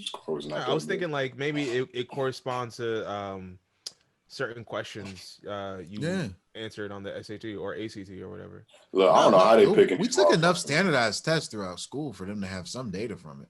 Yeah. It doesn't have to be the SATs per se. We took standardized tests every year. Whenever I flipped that little booklet, I felt like the white man was fucking with me. I mean, even the pages was a little, you know how they had the pages a little like the pages was faded a little bit in the booklet. Yeah, I was like, yeah, that booklet felt a little off. Yeah, I always hated when they had this page is left blank intentionally, and that was the only. Yeah. I'm like, just leave it blank then. What did George Washington say to his father? What? I cannot lie. I would tell Father, her I like, did it. It's like all yeah, these options. And chop down I'm the like, cherry tree. I'm sitting there Man, like, oh, I know this. I cannot lie. You lying motherfuckers. I swear they made me believe that George Washington was born in America, grew up in America. Like he had this. No, the nigga was English. Like, Bro, George was OG. Like I remember dog, and it's funny, like no matter what happens, like it's so creepy. It's like that's why I know white supremacy is so strong. Like I can't remove the reverence for these motherfuckers. no. Nah, I'm good. Fuck them niggas. No, I'm with you. Fuck them niggas. I can say it out loud. I can say it in a microphone. I can say it in front of a crowd. But there's a part of me that's always going to understand. You know, I think it might be the part of me that always understands it's a button. It's a button that can be pushed. Like Obama would push that shit. He got into his Van Jones bag sometimes. Like I said, he just had his drip with his. Where his button, and Van Jones is good. People, a lot of people felt him in that moment. He's a good, I call him the white whisperers. He's a great white whisperer. And, you know, because there's white Nisha and then there's the white whispers. You know, the white whisperers kind of make the white Nisha less severe. You know, because they have to be able to codify. Because, you know, sometimes, like, for instance, if we say some shit like, yo, man, fuck Donald Trump. 4 years into the game, there's white people who now understand the poetry of that song and its simplicity and its beauty. I remember like Jamie Foxx when he was singing slow jazz for Kanye, he's putting all the R&B shit on it. And Kanye was like, no, sing it simple. It's hip hop, right? And that's how I look at it now, where I'm like, yeah, fuck Donald Trump. It was always a simple message, but some white people back before me said, that's too far. That's too da-da-da. But you had 4 years of this motherfucker on Twitter fucking with you at night. And now fuck Donald Trump, it feels like an expression of joy. But you got to understand, when we heard it 4 years ago, that's what it was to us. You know what I'm saying? Yeah. And it's like, that's what it was to us. It was an expression of joy. And now that you're in that space and you can feel it the same way, you know, not all of them, but there's been enough moved on that spectrum where they're like, but just in case they can't, they got a Van Jones to be like, look, when they say fuck Donald Trump, this is what they mean. And he's the one who feeds it to the people who still can't quite understand how we choosing to navigate these waters right now. Because he'll chew the food for them and then spit it back in their mouth so it's more digestible. Exactly. Hey, Mama Bird. And I realize how we moving forward, black women ain't pulling no punches, even when it comes to us. We sitting here like, I was in bondage with you. I don't give a fuck, nigga. Stop bullshitting. And I'm like, you know, I'm just like, you know, and I understand. It's like, go hard. We got to go hard right now. So I ain't tripping. They going to lead the vanguard. We got to give them their props and we going to always uplift them. That's how I'm going to do anyway. I'm like, yeah, you got to lead. You have to lead 100%. Like you've been given more tools at this time in our progress to lead. Like you have to utilize. You're more educated than us. You're in more white spaces than us. That's just reality. You know, all the ways we make money are through exploitive systems that were set up to, you know, break our bodies down in our minds and or use us to be puppets that could denigrate our people and women. So, you know, there's always that flip side to everything that we do that's always going to be looked at in a negative aspect. And it's trippy. And it's like, you know, because there's hypocrisy in everything you do in America. But yeah, we got to be rough though. I get it. Like it's going to be, you know, nigga, oh, you felt bad about what I said, nigga, shut the fuck up. We still need you to show up in January 5th and vote in this runoff election. Did you guys feel it? 2020 or 2022. Is it 2022? Exactly. Like how do you guys per se feel? Because I shared this in my timeline. How do you guys feel when they say black women won the election? And don't even mention niggas. I'm with it. Wasn't it like 90s, like in the 90 percentile, then black women came and they showed 92%. Yeah, that's just what I was thinking. That's a B+. Yeah, bro, I'm not really tripping. Like, you know, when you are the quote unquote lowest group of people, you know, to be black and a woman in this country, yeah, man, anytime you get some praise, I'm gonna just fall back because Exactly. Like, Yeah. what do I care, son? That is Yeah. my female equivalent. So you getting Yeah. praise, I'm not tripping. But also, it's Not not even a like big deal. it's taken anything away from like what black men have done either. You know, I'm Yeah. granted it's not the percentile is not as high, but it's not like we're it's not like the work isn't being done. It's like, Yeah. yeah, if she's in first place, she's in first place. Yeah. Continue. And Yeah. it's very interesting. I find, what are our rules for manhood going forward? Because we here to protect black women, right? Mm. And in my brain, it's like, okay, I'm never going to let somebody hit a black woman in my presence without checking them on some, unless it's a girl fight. Yeah, I'm not Um, getting involved with I'm that. not getting involved with that either. But I'm not about to let a grown man, a white man, whatever. I'm gonna have to step in. That's just me, right? Protect black women. My black women in my life got that. You know what I'm saying? But like, I can't do anything about niggas I don't chill with. I know y'all ain't about to hit women. You know what I'm saying? Mm. I tightened my circle up and got rid of those niggas already. I'm 30 years old. I knew niggas when I was younger who might do some crazy shit like that, Oh, yeah. but I've cleared my circle up over the years. I don't have those people in my life anymore, so I can't really be there to maintain or make sure that they're doing right. So I can't manifest anything beyond, just controlling what's around me when it comes to protect all women. Right. And I'm looking at it in terms of, but I think at certain times it's like, there's also a time right now where, like you guys are saying, like, yo, we see the black women get to shine. Your job is to hold the light higher, adjust that shit. We basically crew and they talent right now. You know, Beyonce and Beyonce's husband. exactly. Yeah. And it's not Jay that, ain't tripping about that. exactly. It's not that Yeah. Hove don't get his Nothing moments, wrong but with it. Yeah. he's crew. We That's crew it. right now. We Yeah. crew right now, and we need to make sure the talent looks spectacular. Right.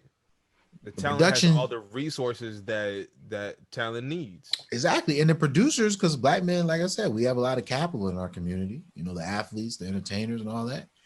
You have to be a great crew. You have to be great producers. You have to make sure everything is there. Tools can be utilized.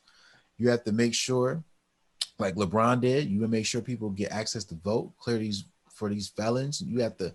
That's a great executive producer. Okay, I'm gonna go to Florida. I'm gonna clear all these people off the ballot, even though Florida still fucked us over.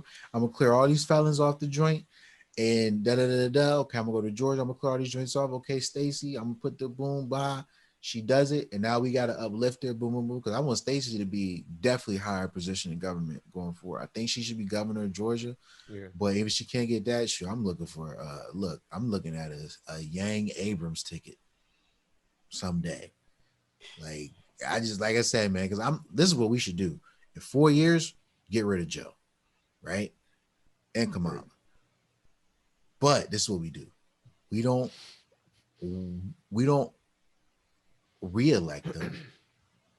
We pick a new Democratic candidate in the primary to run against them. So those are our real elections now, the primary, right? And that's where our progressive field can now start to take momentum from the centrist Democrats who just don't know what the fuck they're doing anymore. And basically, what we need to do is basically, if every 4 years we just grab another dope ass Democrat who's better, put them up there, and then get them elected, I don't think we have to worry about these red joints anymore. It, So yeah, it's gonna be interesting again to see who comes after Joe and Kamala, because Joe Biden is, I've heard claims that he does not plan on running for a second term. Like that nigga is old. What is he, like the oldest nigga ever elected president at he this point? is 78 years old. That nigga Yeah. be lucky if he make it to 2024. Right. Yeah. It's like no bullshit either. Like he's No, lived I'm a very long serious. full life. He has. Yeah. He's done a lot of wrong and a lot of right, I guess. Right. Like he's lived. Exactly. Yeah. But Yeah, I don't. Yeah, I don't. I'm not like racking my brain to see what comes after this. Just like the right, God conscious, I'm living in the moment, and the moment feels good compared to 4 years ago. Yeah, facts. I agree. But I'm just thinking like Stacy, like I said, what we got is so like I said, manhood for us is just being dope crew right now, yeah. That's You it. know, Mm. it's even if sometimes what's coming out of the talent's mouth may hurt your feelings a little bit. I'm like, damn, like I ain't get up out of bed Look, and go vote on Tuesday.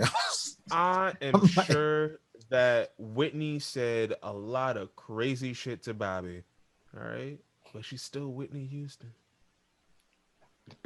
that's a bad example, Walt. Yeah, that is not a very good example. Not at What the all. fuck, Walt? Yeah. I was trying to, was like maybe it could go, maybe. Nah, I'm nigga, that gonna was let y'all what the fuck, handle this one. Walt? What an appearance, son.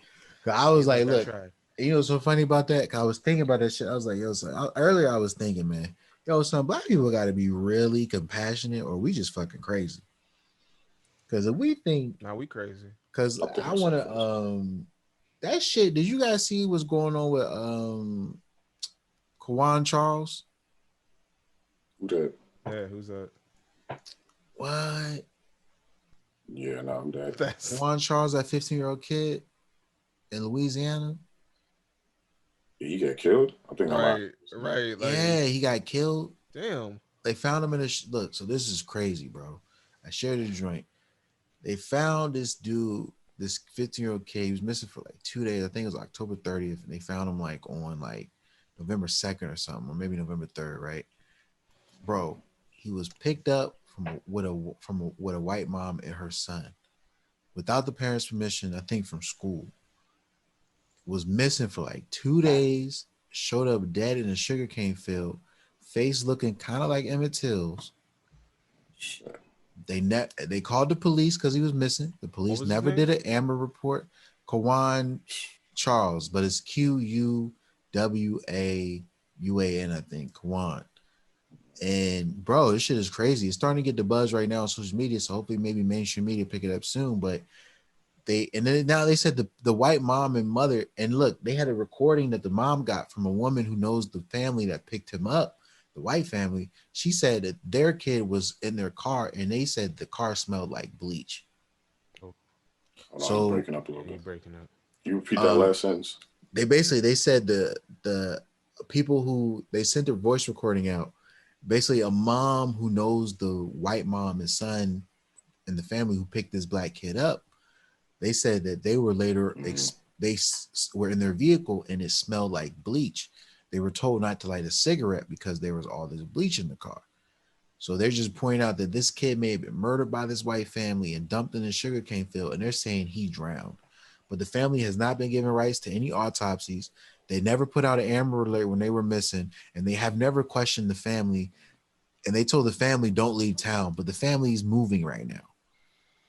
And I'm just like, and What? it's Tamla Forsyth, that black woman back in 2018 who went to that white sleepover, died. Right, and Nothing ever Kendrick's happened. dead. Kendrick Johnson, young brother with organs missing, rolled up in the mat in 2015 or 2013 in Texas. Yeah.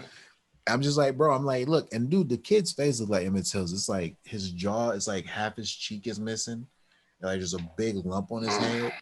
And it's just crazy to me. But dude, no due diligence whatsoever was done to secure criminality in this kid's death, even though there's circumstances that surround it. They never questioned the family, even though you picked them up without the parents' permission. Well, Like it's when just a I when bunch I of yeah, that's shit, no. bro. Let's stay on that because I never understood like how you can just pull up on it at a school and you not that nigga's mom, you not his aunt, you not even black, like, and they just let you like, why did he? Not to put any blame on Charles, but I'm like, why you go with that bitch? You know what I'm saying? Like, who is she? You go And with she's them just because picking you up from school. well, could you go because of black men like Van Jones? They've convinced you Nah, son. that you gotta try. No, but I'm saying like, I'm just joking. but what is her relationship to the kid? Like, is I'm she a assuming it family was. friend? I'm Like, who assuming is it this was. bitch? I'm assuming it was some kid shit. Hey yo, man, you wanna come over after school? Cool, yeah. Like you probably don't tell your mom about it real quick. You Mm. think it's gonna be some real quick shit, and shit got weird on them. I just think that's what happened, man. I just think that could be this as simple as that, or it could have been a case of They could have hit him with, your mom's over here. She told me to come and grab you. Da, da, da, da. Then it turns into, okay, you said I can't envision it, but I understand when I can't fathom how someone could do something, I just say to myself, oh, my privilege not set up that way. Like, it's just not. Yeah, I ain't going with no random bitch. Exactly. Like, but did you see that video a while ago where that white couple like walked into that black man house? It was questioning him, and he was like at Airbnb, but they walked full stop into the living room. It was just like talking to this nigga. He was like, "Why are you in here?" He's like, "Cause we don't recognize you." And da, da, da, da. He's like, "Hold on." So you walk into the living room, bro. I could never think of doing that shit. I just couldn't think of it. Like, shooting them niggas. Bro. Yeah, because I'm dead. Like, that's what I think. So, I understand. In my brain, I'm like, look, I ain't picking up nobody's son. Imagine your mom, you got your homie, with you. Your mom come and pick you up from school, and this white kid will come back to your house with you. What's your mom gonna say? You talk to his parents? Nah, literally, it'd be just like that. Yeah. Who is she? Exactly, right? Did you call your parents? Even if the white kid is like, yeah, of course I did that, right? Be like, hold on, let me talk to him. I ain't about to grab this white child and just drive off, nigga. Like, what? Even if you are 15 years old, like if I don't got a rapport with you, if I ain't seen my son kicking it with you, if you ain't showed up to the house before, then nah. Exactly. If I don't know your parents' face, that's exactly how my parents be like, yo, like I don't recognize, like I know your small group of friends. I don't recognize this nigga. Who is his people? What is he doing in my house? You know what I'm saying? He's not a regular face here. Yeah. That's what I kind of realized. Like how much caution should you instill in youth about being in all white spaces? Oh, plenty. A whole all of it. Lot. All of it. Because as we can see, there's still those pockets. I was just listening to a podcast hosted by my boy, Saeed. You know Saeed, Joe. He run this podcast called Resistance, and it's just about like stories of mostly like Black people like fighting against like oppression or like, fighting against the system. There was one episode called Coach G about this Black dude who got a scholarship in like bumfuck Kentucky or Tennessee or some shit like that. And just how that was his first experience of open, blatant, fervent racism coming from like LA or whatever the fuck. And I'm like, yeah, we live in Northern Virginia where we might think shit is all sweet, but you got to remember there's always going to be those small pockets of just backwards ass thinking. And if I have kids, because they're going to be Black, obviously, I'm going to instill that caution in them. I don't know. Lou, don't put that on yourself. They might not be Black. Nah, they're going to be Black. They're going to be Black as shit. Lou about to adopt 3 children from Singapore. Oh, let them niggas stay in Singapore. Yo, you know what's so funny, man? No, Lou, just so I could laugh, I want to see you with like a white woman. Damn. Listen. But y'all like adopt this baby from Sweden. Yeah, I just want to see you in one photo, like the Walmart. No. Just for comedy purposes, because I know you, nigga. If I didn't know you, it would be funny. But because I know you, I would just like this nigga. Joe, Lou got the kid with the blonde hair, blue eyes. I got Drake's baby in my house. Wife with the blonde hair, blue eyes, and Lou Black as fuck. Yo, that's what we gotta start doing, though. We start moving like white. Just start adopting white kids. Oh yeah, no, that's the plan. You start with the Irish babies first, so it don't look too weird. Yeah, I saw this video earlier. This Black man adopted like this 14-year-old white kid. Yeah, I was just like, it was just dope because I was just thinking about. I was like, yeah, man, this is just because, like, for instance, how many times have we seen like the rich ass white family adopt this Black kid from nowhere? That shit still baffles me to this day. It baffles me, but whatever is, but I'm pretty sure whatever they're doing it subconsciously is to maintain their privilege. Like that's how I feel about sometimes when I see white people doing shit that I don't understand. I be like, this is why they privilege so silent. I mean, because there's something about their actions when it just doesn't make sense to me. I go like, why are you adopting Black kids? Because that's how I feel when go ahead. Now that one movie, what's that one movie where the It's got the kid from Slumdog Millionaire in it. He's an Indian dude. I can't remember, but he was like Dave adopted. Chappelle. Yeah, but he was like adopted by this white family. Nicole Kidman plays the mom. It was like an Oscar nominated film and shit. I used to have the poster. I think you should throw it. But anyway, this white woman, she's like adopted these Indian kids, and she's like explaining like why she did it. She says, one day I had this dream. I was holding this brown child, and it was this really impassioned thing in her, and she just had to do it. Right. And I was just like, yo, this shit it creeped the fuck out of me. Her whole speech. I was like, You why just is had you to. having dreams about saving brown kids? I was like, Yeah. bro, it was just like, I was like, yo, but the part of me is like, okay, she loved these kids because one of the kids she adopted was like sexually abused and fucked up in the head, and she like loved them regardless of it, right? So she really wanted to just pour love into these children. But I was like, whatever in this white supremacist system that got her thinking this way, it rubbed me in such an eerie way. But That's that because savior complex. yeah, but because I know that like there's still kids who need love, and love is love. Like you know, if you want to take care of the kid and treat them correctly, then I'm no problem with it. But a part of me is also like, but there's also that white couple who had that one black kid out there forcing him to hug police and then drove off the fucking cliff with him in the car. Him and his Oh sister. shit. Yeah, so like I said, man, I'm like, look, we got to look at both examples of this and be like, why are you Nah. adopting all these brown I'm gonna play on kids? the side of caution, bro. The I'm not adopting no white kid. the latest one is Amy Coney Barrett when she was at the basically introducing herself. She was talking about all her kids, but the two black kids she adopted from Haiti, all she could say was the girl talks a lot and the boy has a lot of energy. Oh, I didn't even know word? she had. Like I didn't that even that know is she I had think I two did kids hear from that. Haiti, bro. that is I it. think I did Every hear that. other child, she was like, "Oh, they have straight A's. They do this. They have all these extracurriculars." Oh no, the girl talks a lot and the boy is energetic. Yeah, That was it.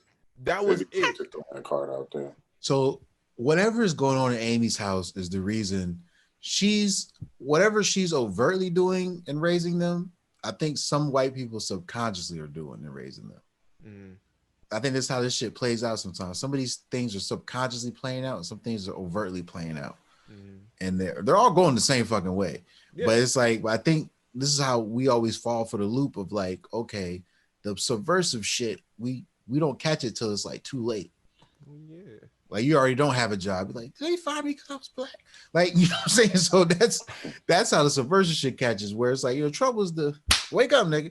And it's like that shit was just, oh shit. But like that moment where you're just like, that layer to it. So you're adopting the black kid. And like you said, let me come up. So the black kid, the boy is energetic and girl talk a lot. I literally would think that that's how most white conservatives see black women and black boys. They're the Armitage Right. from Get Out. Right. You know, I want you, like, you know, father who wanted the speed of the gardener. Right. Right. You Yeah. only them for their largest characteristics. It's like, well, who are they? Because you were able to detail the children you gave birth to. You knew who they were. And that's why I'd be shocked as fuck when I see some random white family adopt a black kid. Cause I'm just and this is coming from my perspective. Cause I'm gonna be honest, I'm a selfish nigga. Like sometimes I genuinely care for people, but of course, if you are like my family, I have endless love, affection for them. But I just cannot see myself pouring that much love and affection into someone that doesn't look like me.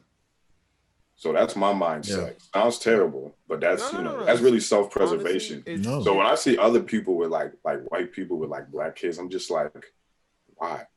Like, why did you have to go to this other, like there's poor kids here in Detroit. White ones. Parents OD'd on pills and shit. Fentanyl, all that. Fuck West Virginia, like go in pick them up. Nebraska. Yeah. But again, you're right. Like, you know, them kids. You can grab one of these young Trumpers and save us, change course, make them an ally. Send them to space camp. But you know, to your point, Lou, where you was talking about the incentive behind marriage. And you know what's funny? I only think of marriage if it is with a black woman. I can only see myself with black. That's what I'm saying. Like, whatever you have to bring forth to be married or want to be married, I don't see it manifesting itself in me unless it is for a black woman. That's not anything to do with anything in terms of like, Right. I just don't see myself existing in that space in a marriage unless it is for literally those purposes of being married to a black woman, raising a black family. Like, It is self-preservation for me, bro. yeah, I think it is on that level for me as well. But I think even to that terms, I think I don't believe in marriage unless it is with a black woman, is what I'm saying. In For you America, personally. anyway. Yeah, because I think of Yeah, what I'm it, with you. the totality of what it means.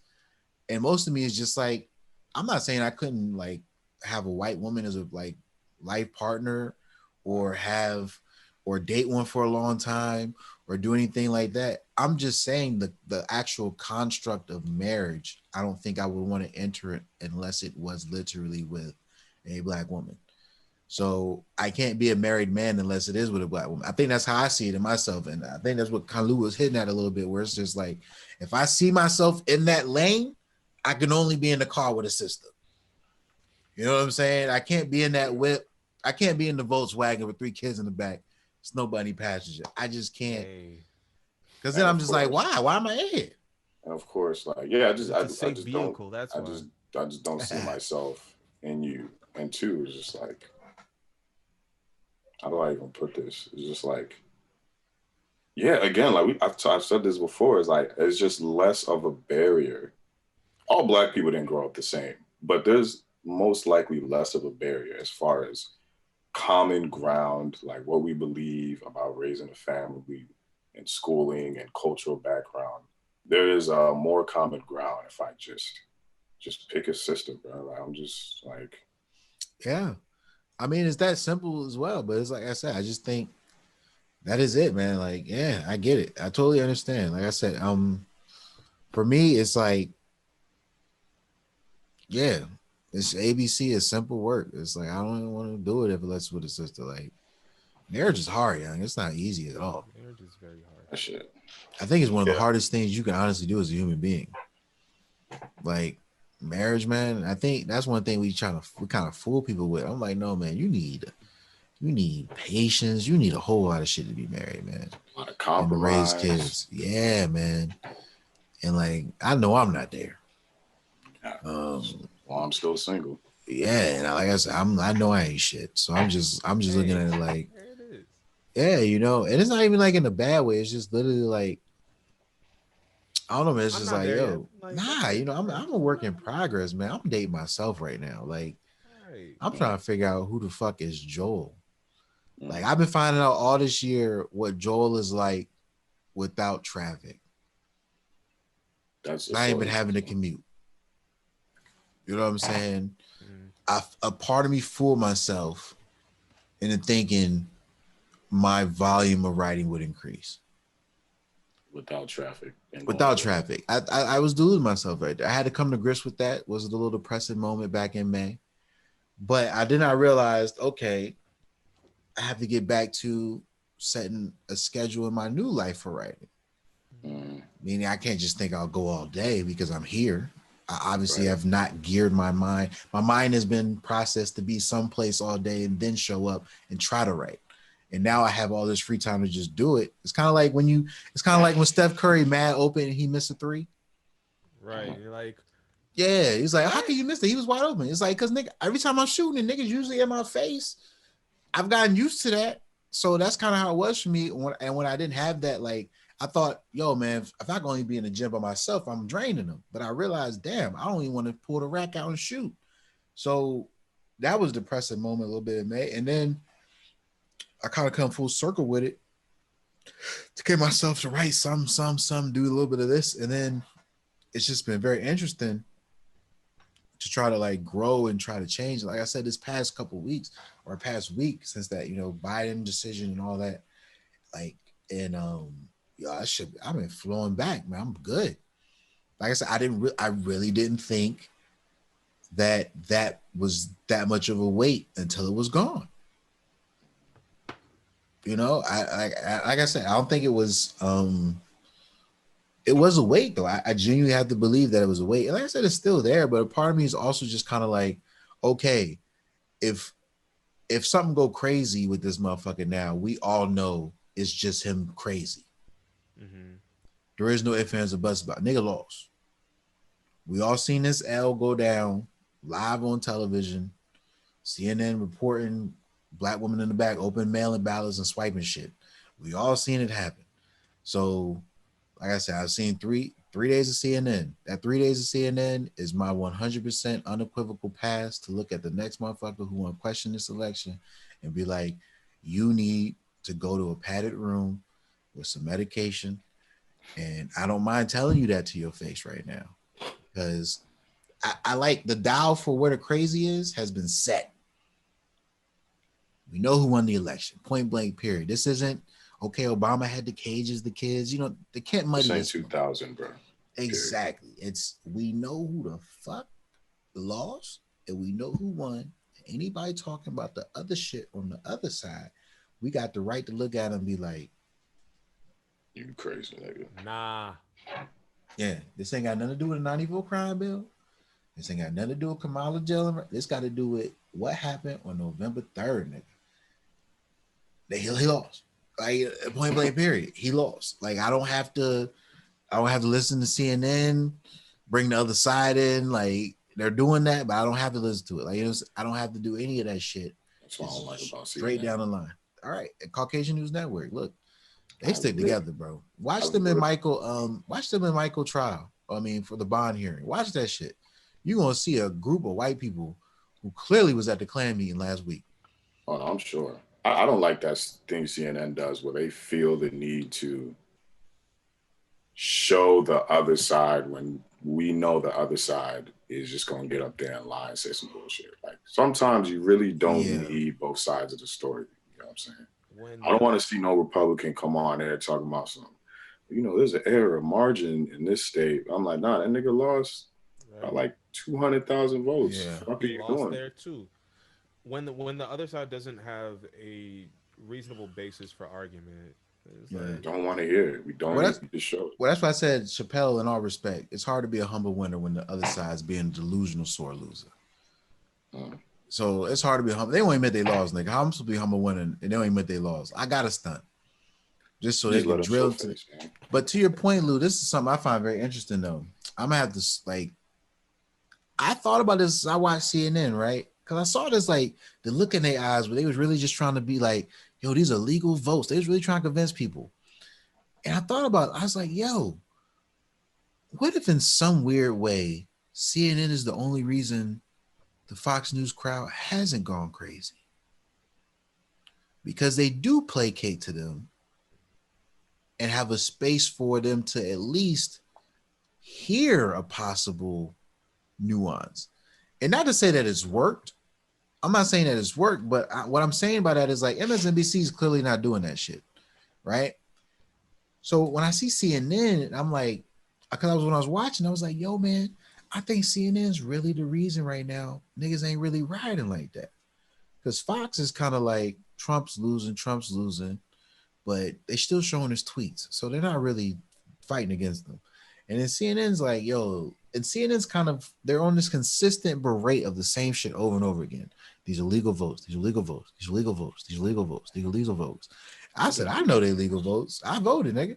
But a part of me was like, yo, they're saying this because they know they have Trumpers flipping between Fox and them.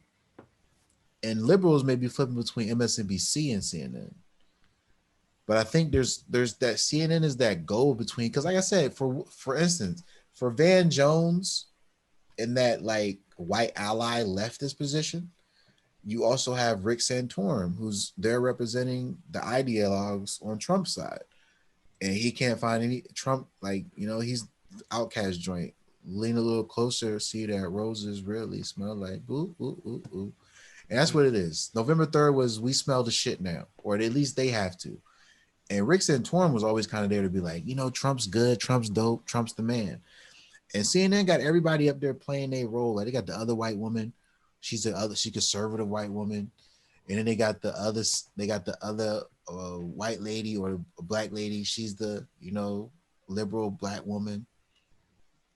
So like I said, it's rudimentary to us because we fuck with like we about 6 years, 7 years into Young Turks energy, so it's different because it's like we see through the facade of it. But I realize most of the country looks at the parade and watches it attentively. Like we're the generation that's kind of like we can look on our phone and look at the parade and kind of observe the differences. And I think the generation below us can only look at their phone and not even realize that the parade is dictating most of their lives most of the time. That's why I think their echo chambers are so big now. And but I think we're in that weird space where we're like, okay, I'm on the phone, but I see the bullshit. Okay.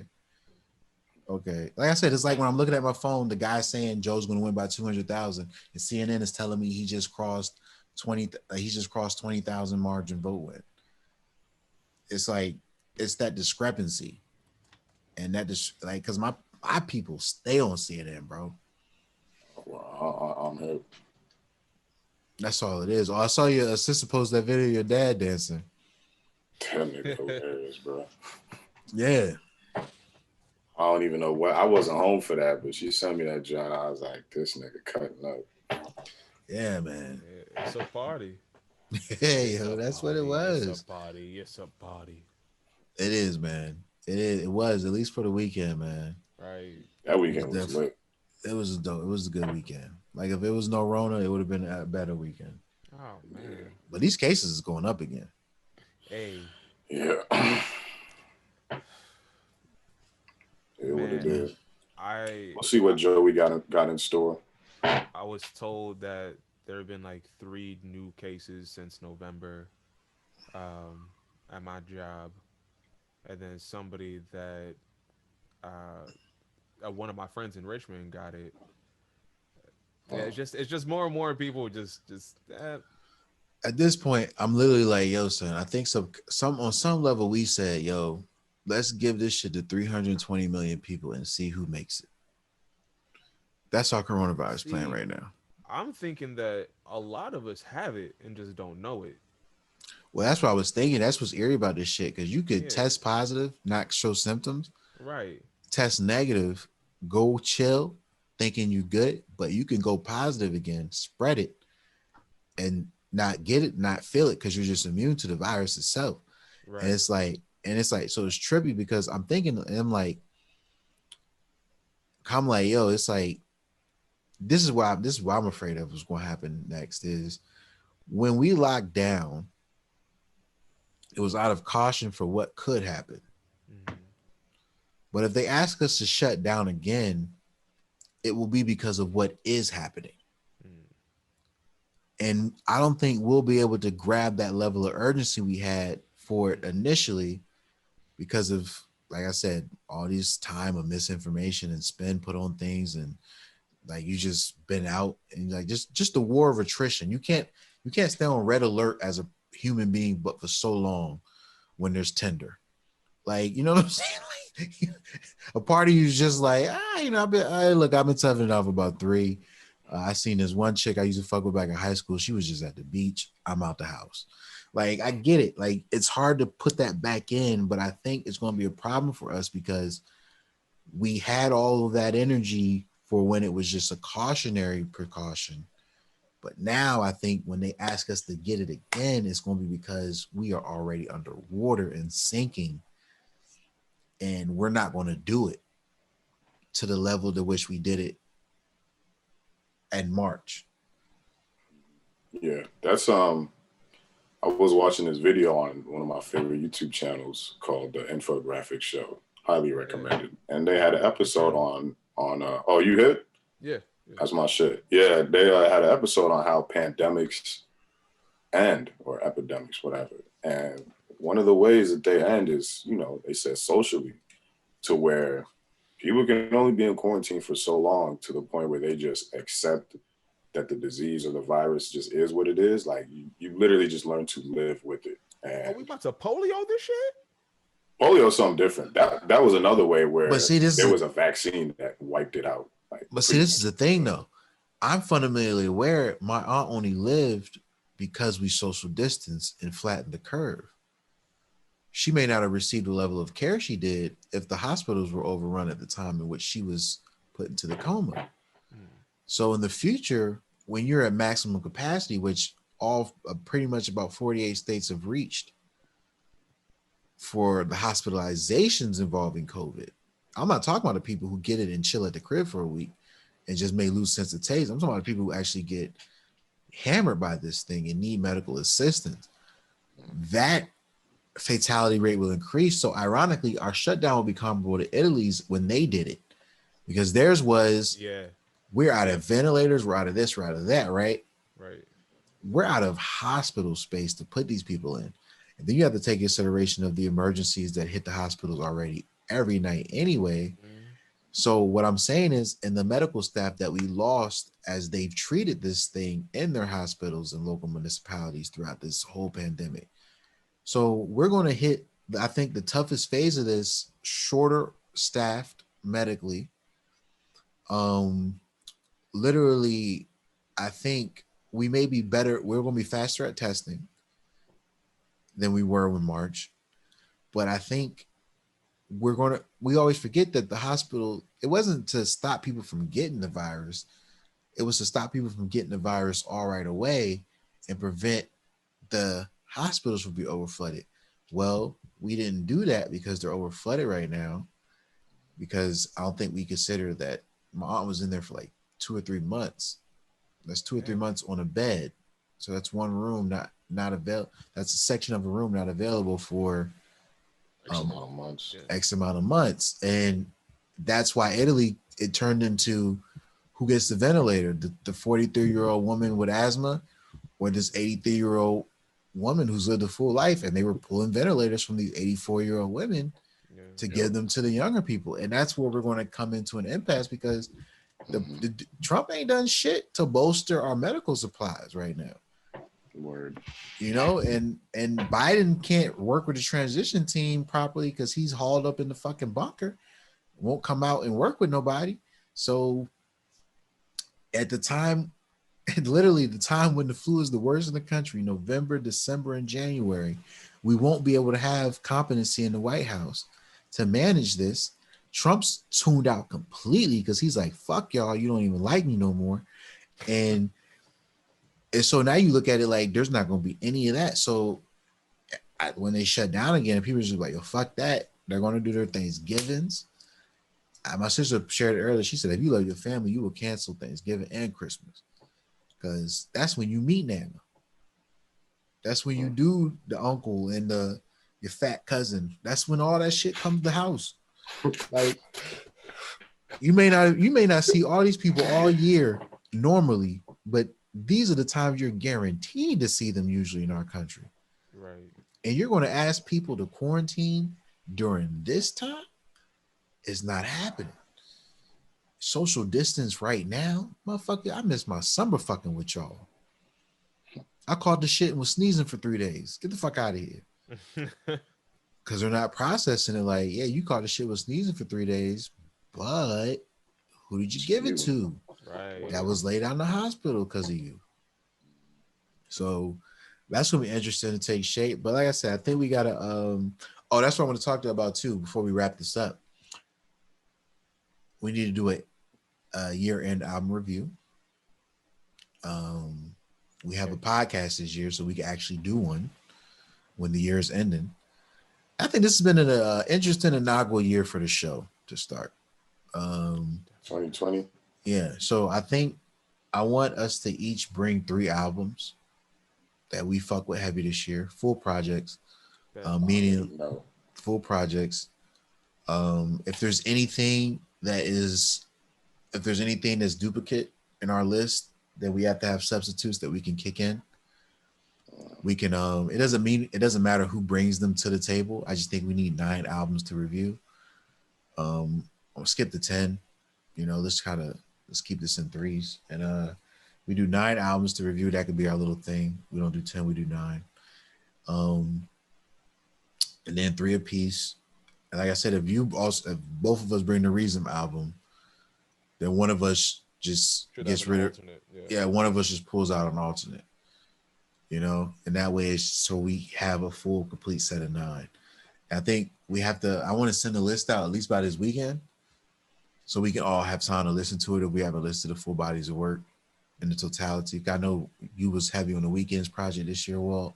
Oh yes, Um, yes, yes. I recently saw his video for No child. I don't watch music videos what's the anymore. joint? His you're missing out. They're getting weird as fuck. And What, my Escape shit to was LA? for yeah. Now what's the joint? He just dropped one. Oh yeah, he did just drop some But music. bro, it's so weird. These two white girls got this surgery and find this nigga's head in the middle of a road, and like they take it home because it's him, and they start taking photos with it and shit. Then they invite this model over who has a nice body to kill this nigga, sew his head onto it, and then they ride this nigga's face into orgasms while I he need to know what sings. that nigga be watching, son. Dude, but While he sings. What is I get the metaphor for it is these fake women only want me because I'm me. They don't even care if I have the entirety of me. They'll take just my image home with them. They're in the pool making out with this nigga's severed head. Like this shit is crazy.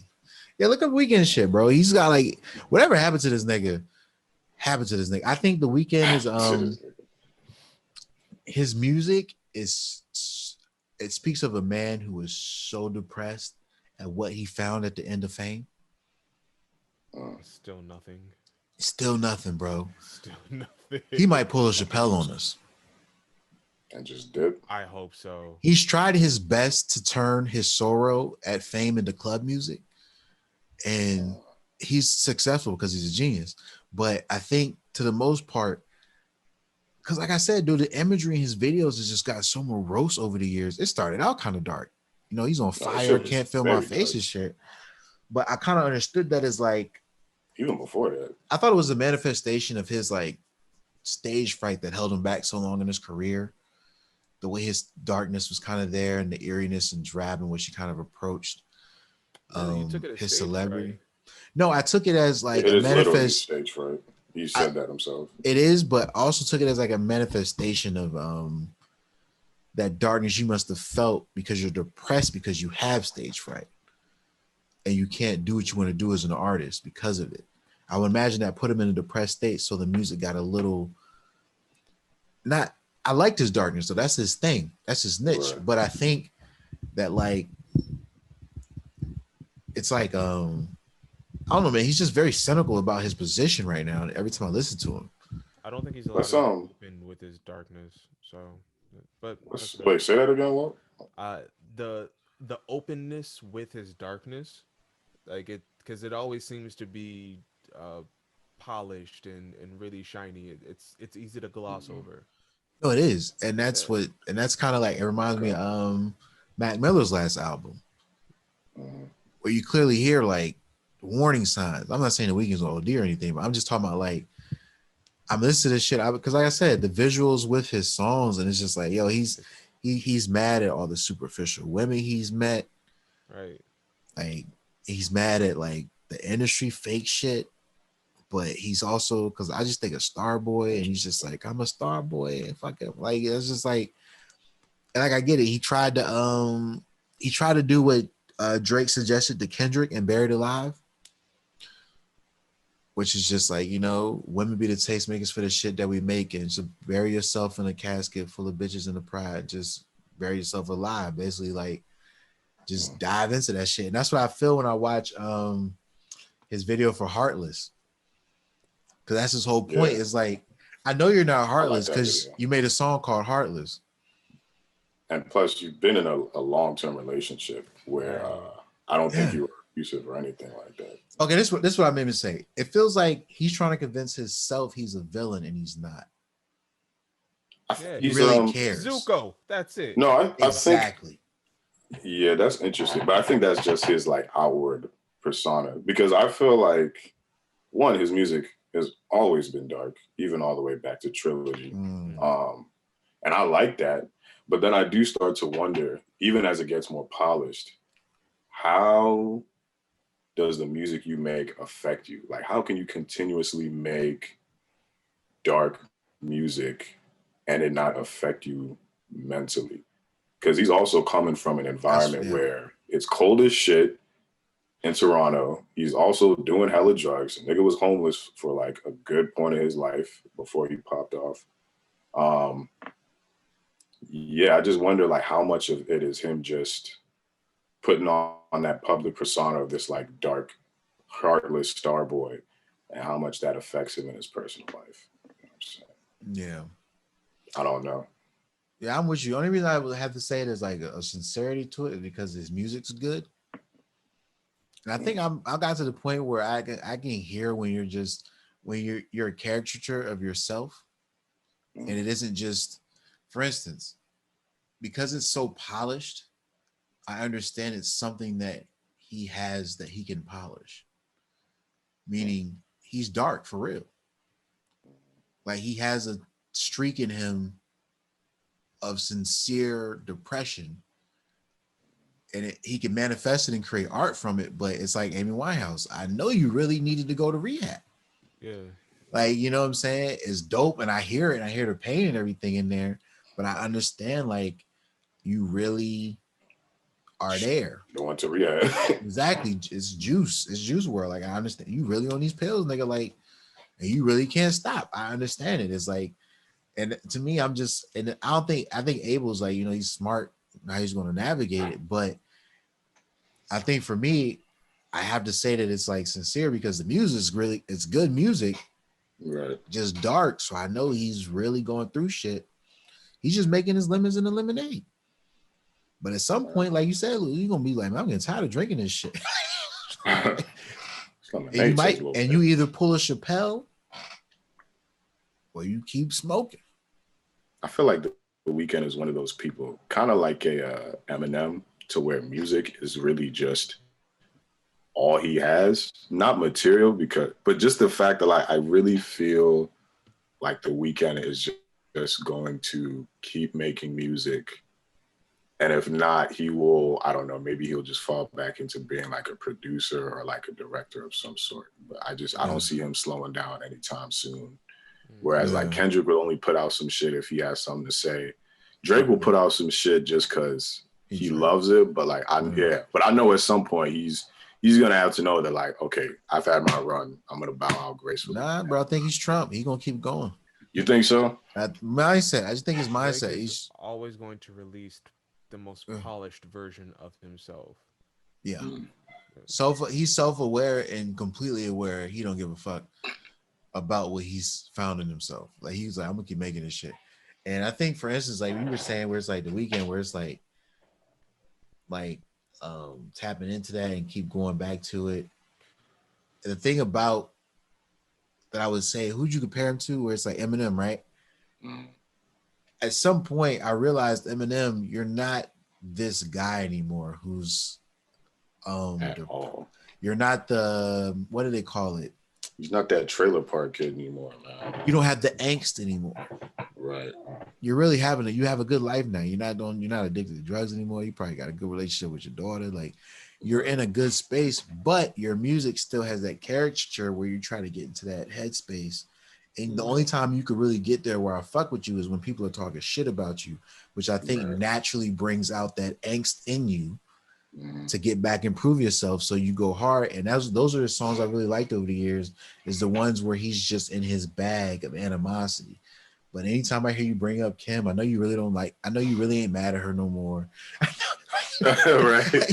I know you really ain't mad at that girl no more. You're like, you've been through therapy. You know, when she broke up with you, she was dealing with something. You understand her now. You know, I know you're a more developed human now. So I just know it's fake. And I think that's where I'm like with the Weeknd, where it's like, if he does get to the point where he's happy, but he's like, but this is my thing. I'm like, then it's going to be shitty music again. But I gotta go though. Yeah. My last statement is I wonder about people who have devoted their whole life to this one craft. Like, I think of people like Michael Jackson, like Eminem, like literally the biggest stars you've ever seen, where their whole life was dedicated to honing this one craft. And after they reach that pinnacle, I'm just like, what do you do after that? Yeah, exactly, man. Exactly. Even if it was from your daddy in the kitchen yelling at you, just keep spinning on your heels and shit. some point we're not going to want to see that. So what do you do after that? But that's all. Well, Michael bought half of the Beatles catalog and they killed him for it. So he had a retirement plan. He had a great retirement plan. That's why they retired that nigga. A permanent slumber. Dr. Conrad, you're on call. So yeah, Dr. man. Conrad. Yeah, so all right, yo. We can wrap this up. Then we didn't even do the intro. Bug it. All right.